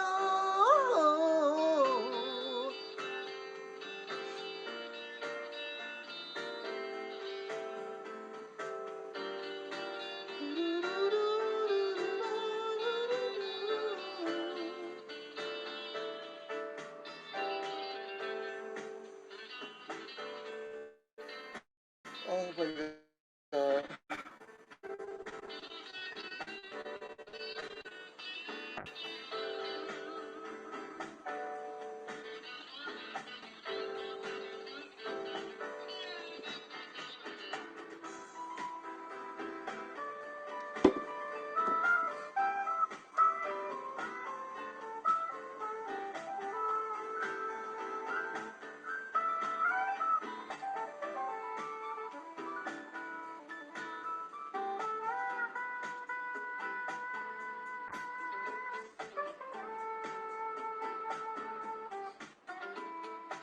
There'll be good times again for me and you, but we just can't stay together and feel it too. Still, I'm glad for what we had and how I once loved you. But it's too late, baby, now it's too late. Though we really did try to make it, something inside has died, and I just can't fake it. Oh no.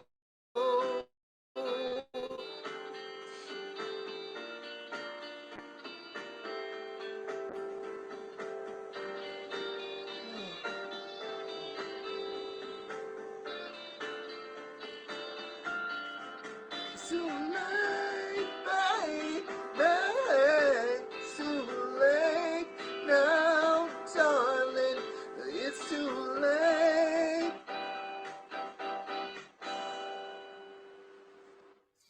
Sorry, I goofed the end of that song up because I can't actually figure out the ending part. That's Mr. King, honey. That song is fits. Let's see here.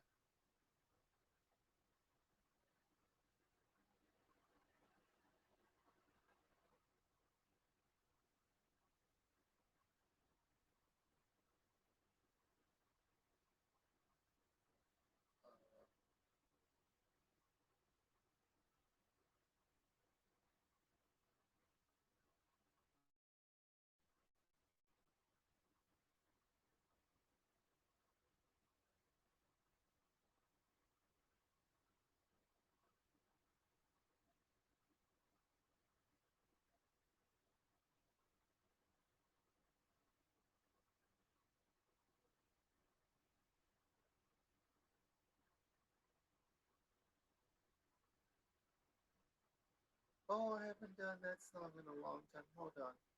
I just thought about it. It's Martika. Uh,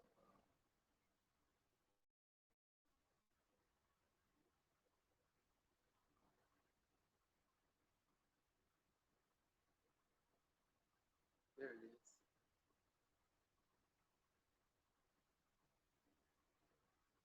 Uh,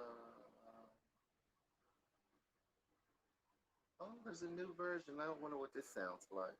This is a newer version of that Toy Soldiers. I don't know what this sounds like, so I'm just gonna see if I can sing it. I love this song though. I hadn't heard it in a long time. I know some of you guys probably don't know a lot of songs. Lord,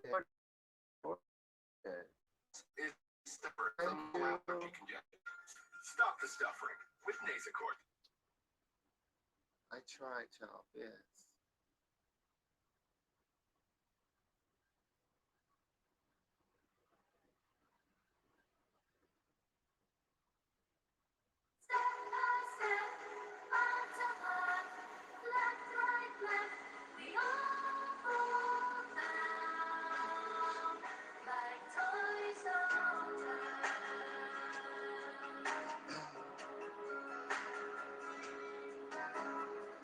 It wasn't my intention to mislead you.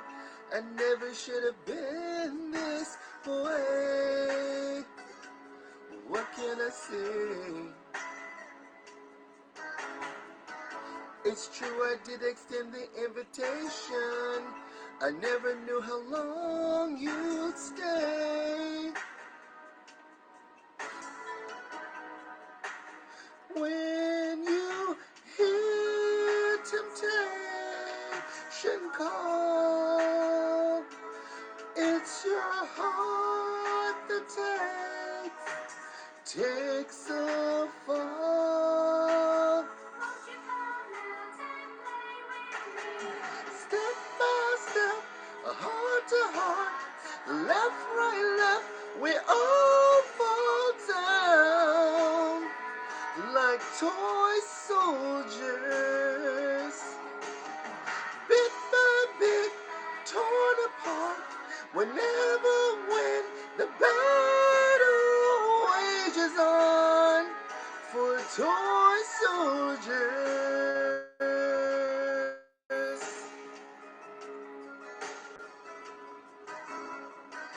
It's getting hard to wake up in the morning. My head is spinning constantly.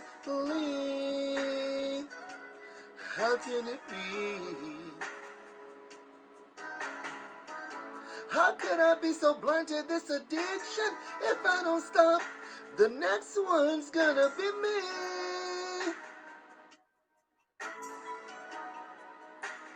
Only emptiness remains. It replaces all the pain. Step by step, heart to heart, left, right, left, we all fall down like toy soldiers. Bit by bit, torn apart, we never win. The battle wages on for toy soldiers.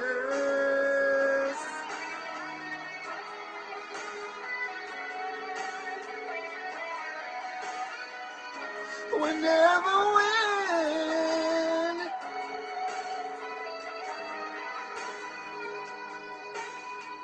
Only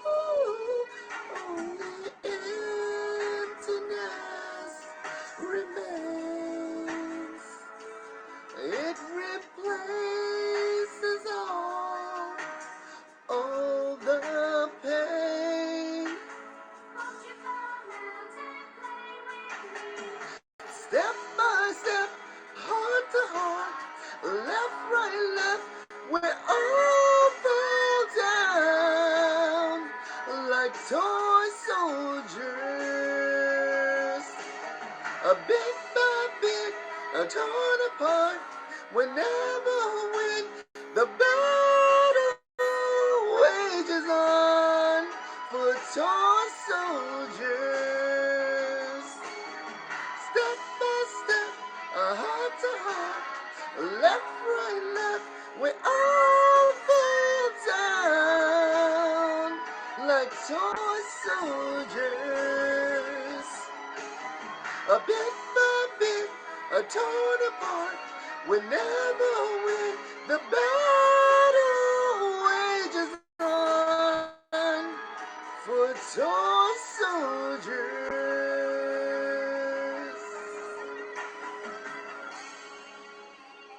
Well, I actually like this version better than the original one that I used to sing, so I'm gonna save it to my favorites because I actually can get through the song. So I don't know if you guys know that song, but that is by Miss Martika, and I love that song. I think um, one of those rappers redid this song. I want to say it was Eminem. I think he redid this song. Get a dollar for dollar match at the end of your first year. Let me get me a drink.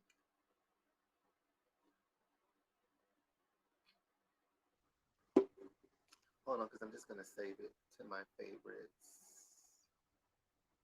Save to my favorites. I'm gonna put it there so I can find it. There we go. I got it. I don't know. All of a sudden, that song popped in my head for some reason, and I was just like, "Oh, I hadn't sung that in a long time." But I remember that was one of my songs I used to do for karaoke. So I was like, "Okay, let me see after COVID if my voice can hold up." And of course, it was not too bad. It held up, but it didn't crack like it did the other night when I was singing. But let's see. Um, I don't know who did that. Hold on.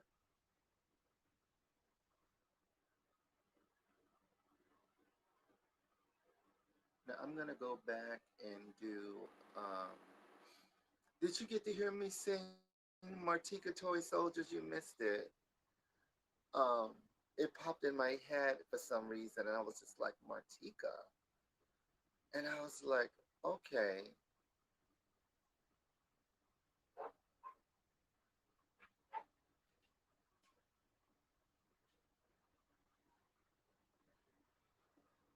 And I looked it up and I found a new version that actually works with my voice pretty good. And I didn't crack, like my voice didn't really crack so bad like it normally does. So maybe it's healing up a little bit from the COVID. I don't know. I was gonna make the little shot drink, but I didn't. I'm lazy to know is. I want to see if I can do that song "Wild Ones." I know it's not like not a whole song, but I want to see if I can at least try to hit the notes.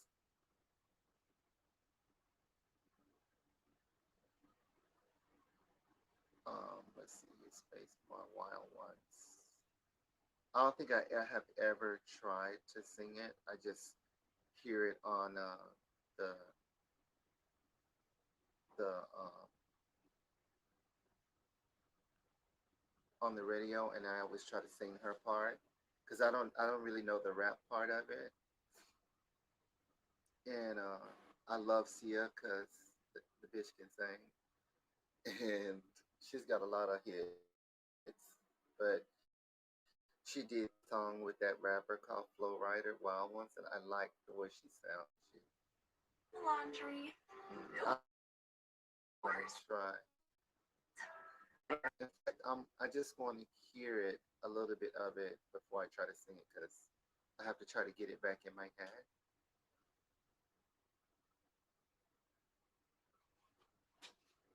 I think the TV is too loud. It's waking up the puppies. Or maybe I was singing too loud.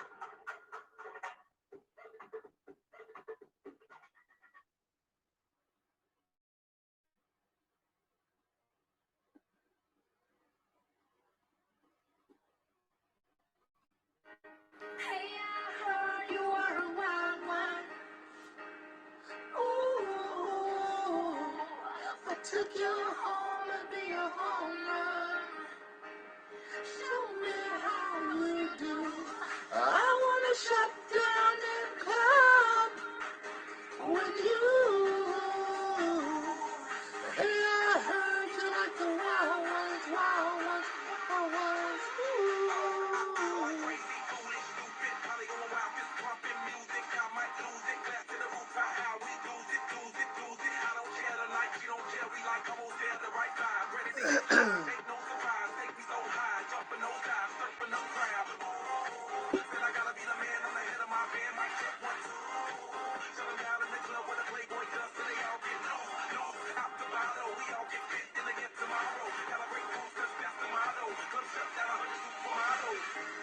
Hey, I heard you were a wild one.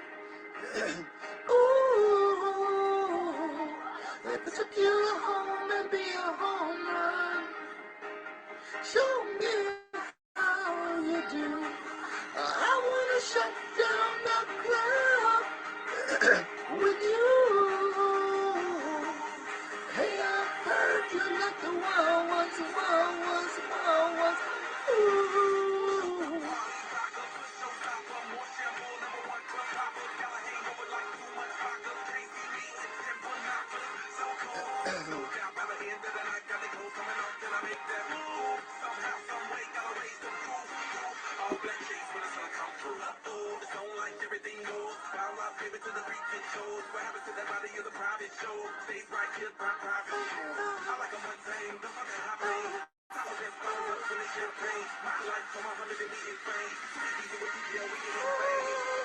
Hey, I heard you were a wild one. Ooh, I took you home to be a home run. Show me how you do. I wanna shut down the club with you. Hey, I heard you like the wild ones, wild ones, wild ones. Ooh. Wild one, break me in. Saddle me up and let's begin. I am a wild one, take me now.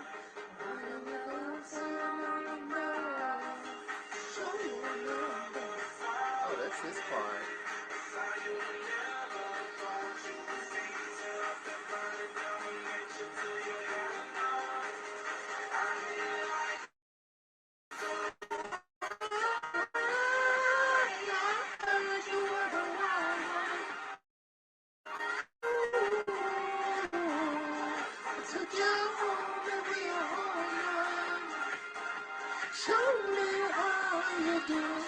I wanna shut down the club with you. Hey, I heard you like the wild ones, wild ones. Wild one breaking, saddle me up and let's sneak in. I am a wild one, tame me now. Running with wolves and running proud.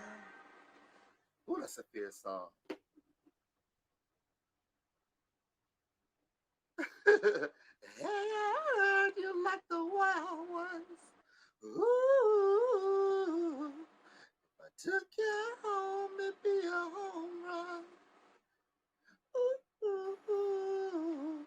I wanna shut down the club. I love that song. Sia is no joke. I'm not quite ready to sing that like karaoke style, but we'll back burner that for now. Um, but it is a karaoke song. I see it right there. But I just wanted to hear that song. I love that song. I don't know why. I just think about different songs tonight. Um, so yeah, it's interesting. So we have about 8 people in the room now. So thank you guys for coming tonight. It is after 12:24, and it is live chat and my karaoke night. So we hadn't done very much singing just because we were chit chatting about relationships, and I mean I could write a book on the bullshit, and so I had a lot to get off my chest. Just because one of my guy friends, asked me like, "Are you in a relationship with someone? Do you have a boyfriend?" I was just like, "Where is that coming from?" And I was just telling Lee, I am not desperate to be with anybody. I'm not rushing to date or anything because it just is not on my plate like that. Like it's not in the forefront of my head. Like right now, I think I'm more worried about money and jobs and which direction I'm going in through the COVID and all that. So relationship is not really at the forefront. Like that's I see cute guys. I still can, acknowledge, hey, he's cute. I think that guy's cute or something like that. But that's about it. Like I ain't trying to get with anybody or meet anybody, anything, especially with COVID. And so that was what all of that first, hour or so of conversation was, rehashing my marriage and past relationships and cheating and cheaters and all that. And I'm no stranger to it because I will cheat on a bitch. I will. And so I know myself, and I just don't want that for myself. I think I'm above that, and I don't want to repeat, rinse and repeat my life over and over again with the same bullshit, with the same kind of, you know, bad boys. Because I seem like I attract bad guys, like the bad boys. And then if they bad, they married. So I'm like, oh hell no, forget it, forget it, just forget it.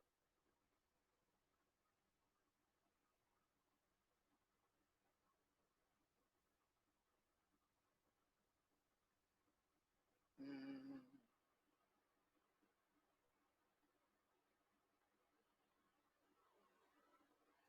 Just hire a boyfriend. It's a lot easier. I don't have to hire their ass. If let's put it this way, if I want some dick, I ain't got to go that far, down the block. It's plenty of it out there. Like it's not that hard. Like it's not that serious for me. You know what I mean? Like I'm not desperate and I ain't looking for it. If you don't go looking for it, you ain't gonna find it. But if I really wanted to hook up with a guy and go meet some guys or whatever, I know what to do, child. I ain't forgot. I've been off the horse for about 11 years, but I really got in a situation with my ex. And I think he really got into my head, about what he thought about me. And I think it really sunk into me that, bitch, either you can be nice to yourself or you can keep on this same track of meeting these hot headed ass guys and they keep using you up until ain't nothing gonna be left.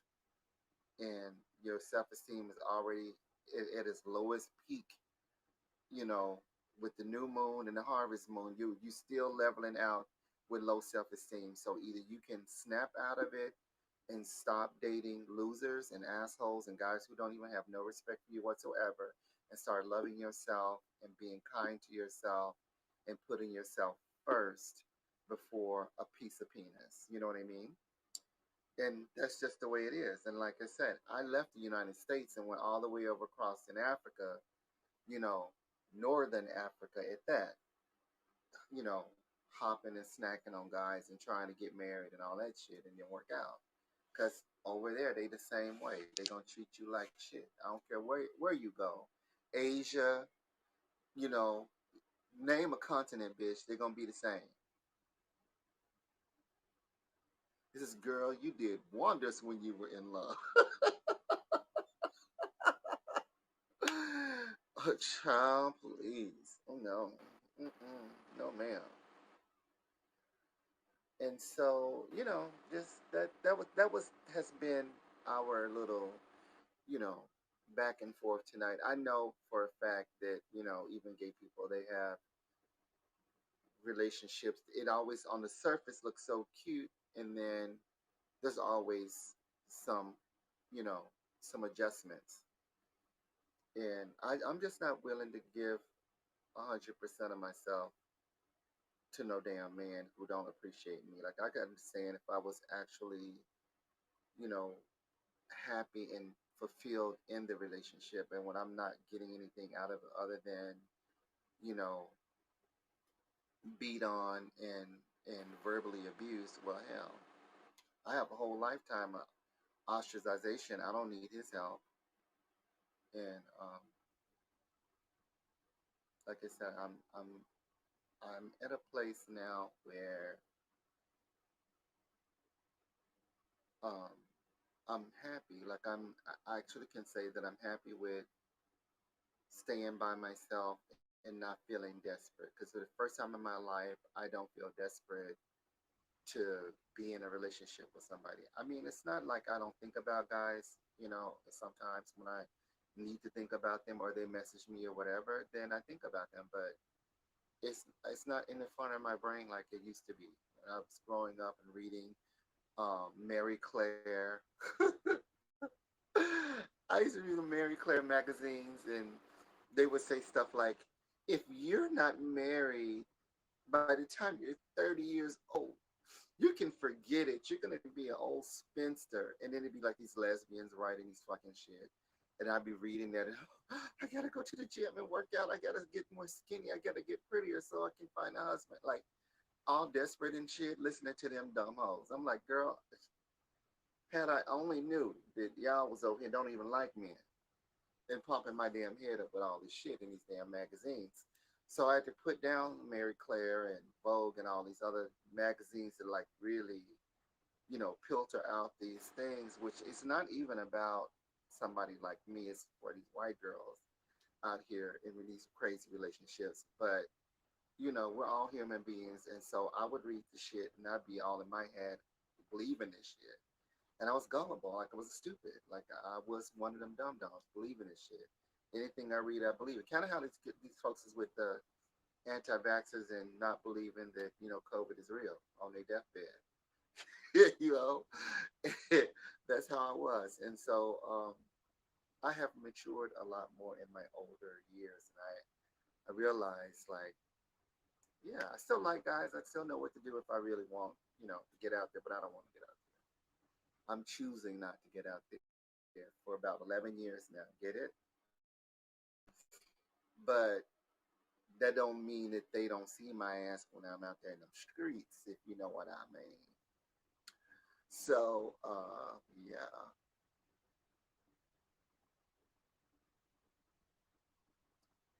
Let's see. I want to sing some. What should I sing now? I don't know what to sing, child. Yes. What do you want me? What do you want me? You want me to do one of your crazy songs that you like? It says, I understand you aren't ready. It's not that I'm ready. Oh, I'm ready. I just am not out there actively trying to make things happen right now. I'm financially like in a situation. I am in a headspace of trying to not have COVID again. So, all the things that would require me to interact with men in a physical space, hell no. Mm-mm. We can talk online though. That's safe. Oh, I ain't trying to meet y'all ass.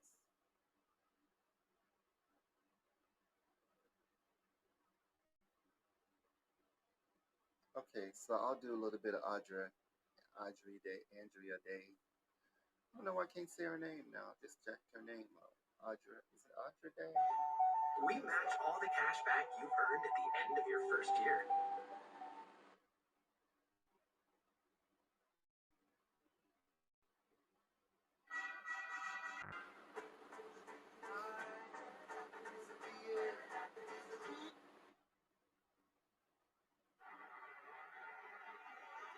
Okay.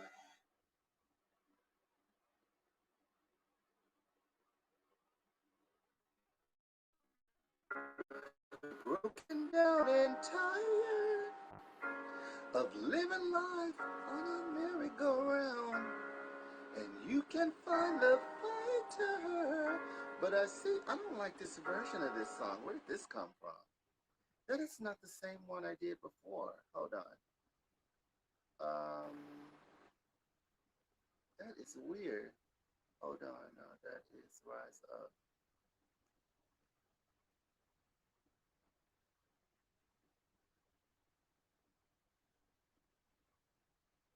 Oh, I know why, because I did it in a lower key, and I bet this is the one I did. I was gonna say it seemed felt like I was straining to sing it. You broken down and tired of living life on a merry-go-round, and you can find the fighter, but I see it in you, so we're gonna walk it out and move mountains. We gonna walk it out. Move mountains, and I'll rise up, rise like the day. I'll rise up, I'll rise unafraid. I'll rise up, and I'll do it all 1,000 times again. And I'll rise up high like the wave. I'll rise up in spite of the ache. I'll rise up, and I'll do it 1,000 times again. For you, for you, for you.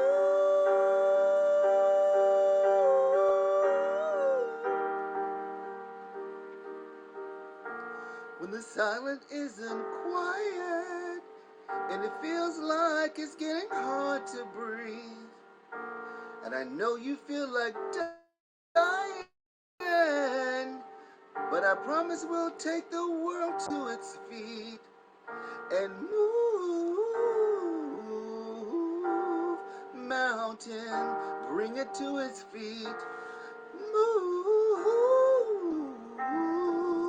mountains, and I'll rise up, rise like the day. I'll rise up, I'll rise unafraid. I'll rise up, and I'll do it 1,000 times again. For you, for you, for you, for you. All we need is hope for what we have each other for. We have each other.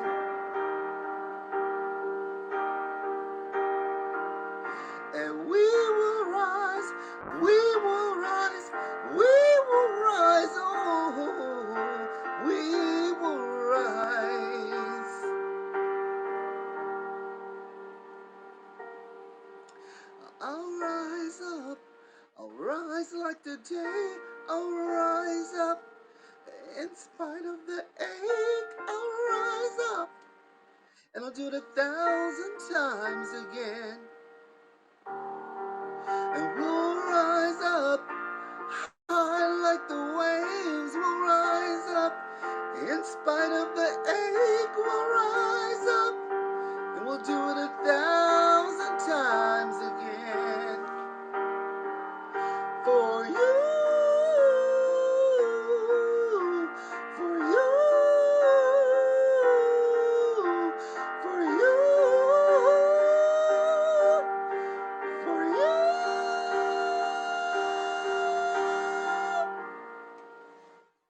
Oh my God, child, fierce. I butchered that damn song, but at least I kind of got, I kind of got through it. I was like, child, I was struggling.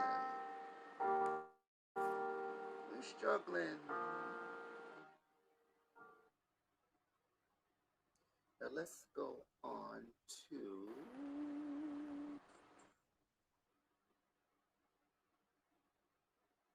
Erica.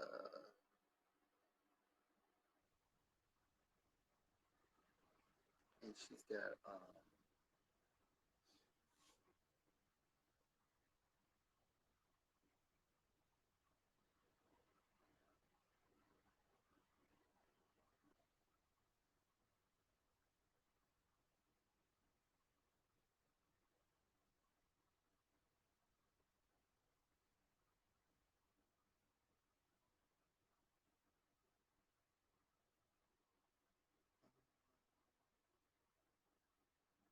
let's see here.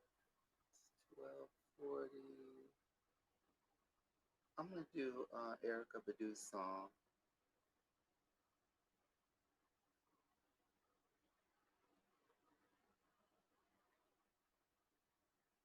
But I want to do one of these songs. I've never done that Tyrone song, I don't think. I don't even know if I can sing it. I'm gonna try it. I love that song though. I should do a singing song. Pretty boys are gonna be made for weak. When we do beady beady bum bum.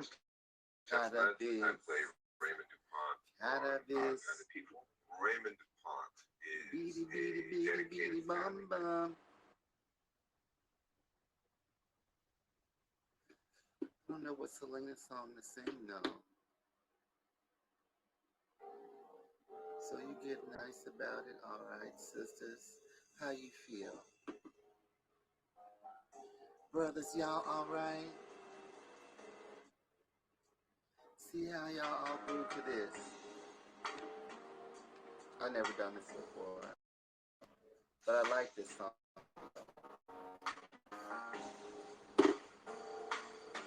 All right. I'm getting tired of your shit.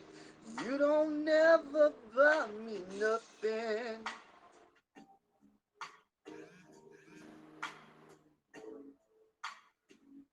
See, every time you come around, you got to bring Jim, James, Paul, and Tyrone.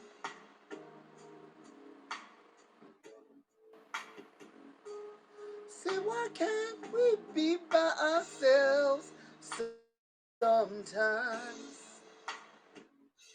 See, I've been having these on my mind for a long time. I just want to be with you and me like it used to be, baby.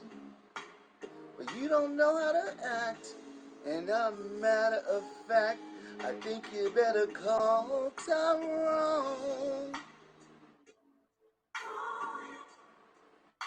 and tell him to come on and help you get your shit. You need to call Tyrone and tell him I said come on. Now every time I ask you for a little cash, you say no, but turn right around and ask me for some ass. Oh, well, hold up. Listen, partner, I ain't no cheap thrill. 'Cause Miss Badu always come. Oh, I'm gonna stop because, child, I can do it a little bit, but I don't have that. I don't feel that song like that. But, child, that is too funny. I thought I would try it. I've never tried to sing it before. You don't never buy me nothing.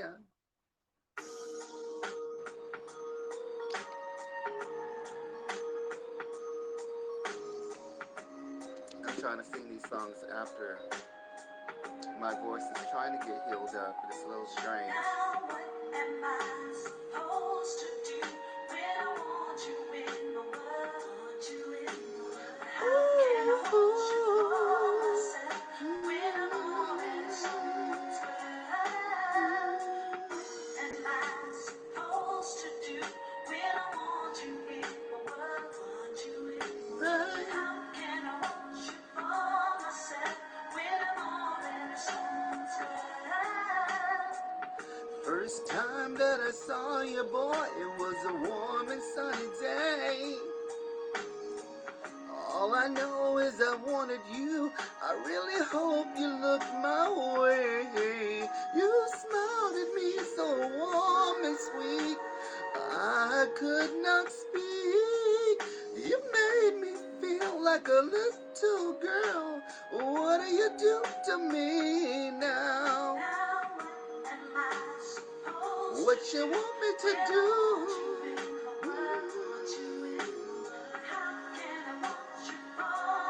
Oh Lord,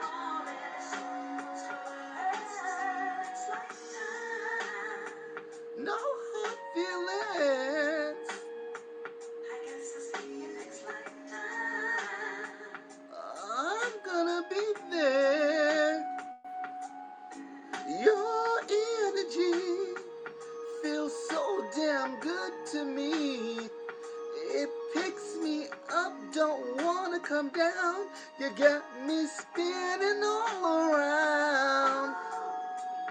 You need to know I got somebody, but you're beautiful. Yes, you are, but it ain't that type of party now. What you want me to do? I can't help my feelings, oh no. I know, I'm selfish, but oh, wait a minute, wait a minute. Maybe we'll be butterflies.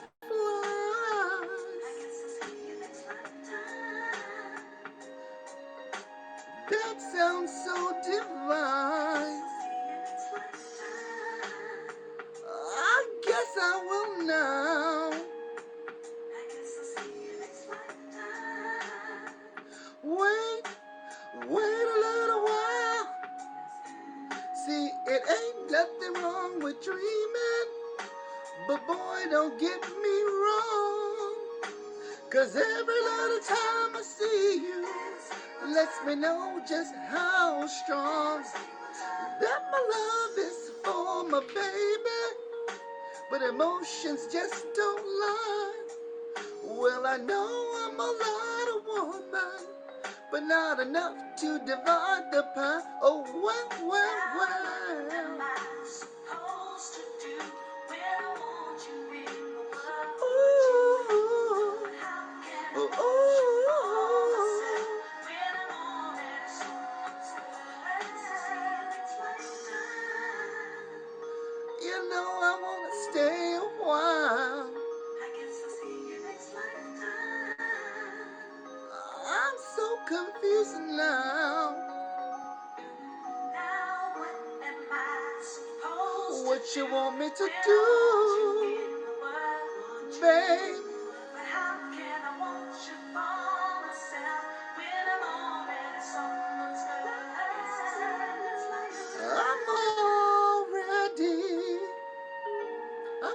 be there. I'm gonna look for you. Whoa, baby, I've got somebody right now. I, whoa, whoa, whoa, whoa, whoa, baby, whoa, baby, oh, baby, baby.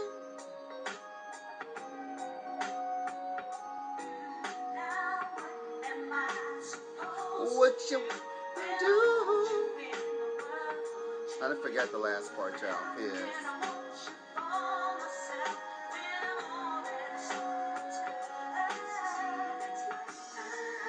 But I like this song.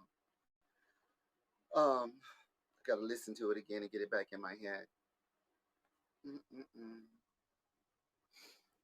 Okay, let's get out of that. We're looking for Miss Selena. Miss Selena.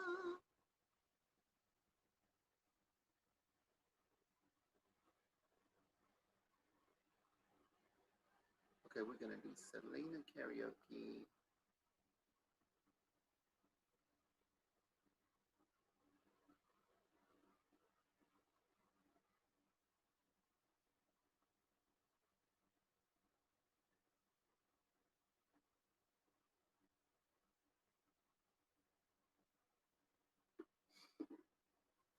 Oh my God. How's everybody doing? Buenas noticias. Además de los miércoles y sábados,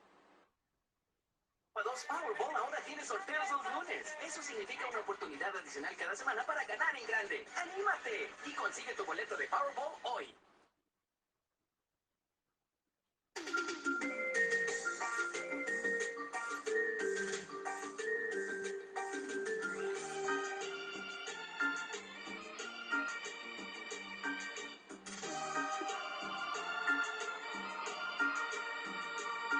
Yo sé que tienes un nuevo amor, sin embargo te deseo lo mejor. Si en mí no encontraste felicidad, tal vez algo más te la dará. O como la flor, tanto amor me diste tú. Se marchitó, me marchó y yo separé. Pero ay, cómo me duele. Ay, cómo me duele. This just hurt me so much.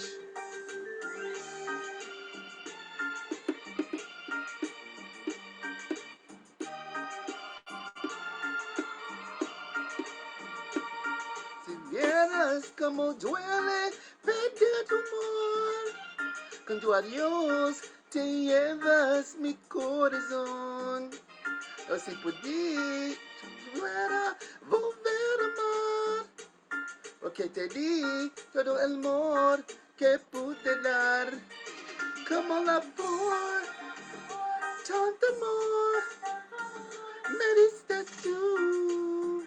Se marchitó, me marchó y yo separé. Pero ay, cómo me duele. Ay, ay, ay, cómo me duele.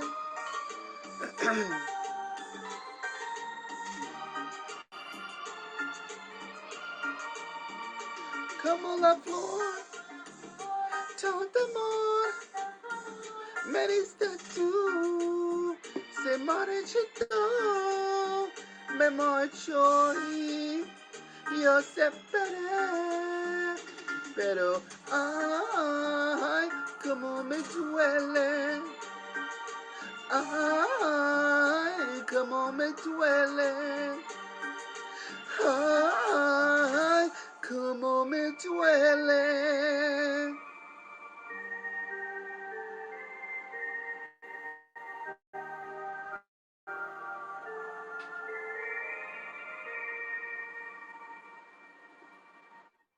Oh wow, I love that song. It is a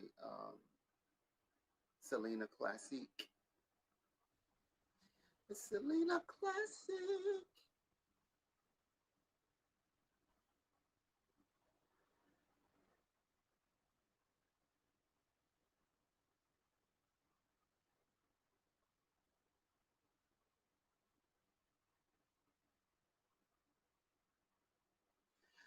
Late at night when all the world is dreaming, I stay up and think of you, and I wish on a star somewhere you are dreaming of me too. I'll be dreaming of you tonight till tomorrow. I'll be holding you tight. There's no one in the world I'd rather be in my room, dreaming of you here with me.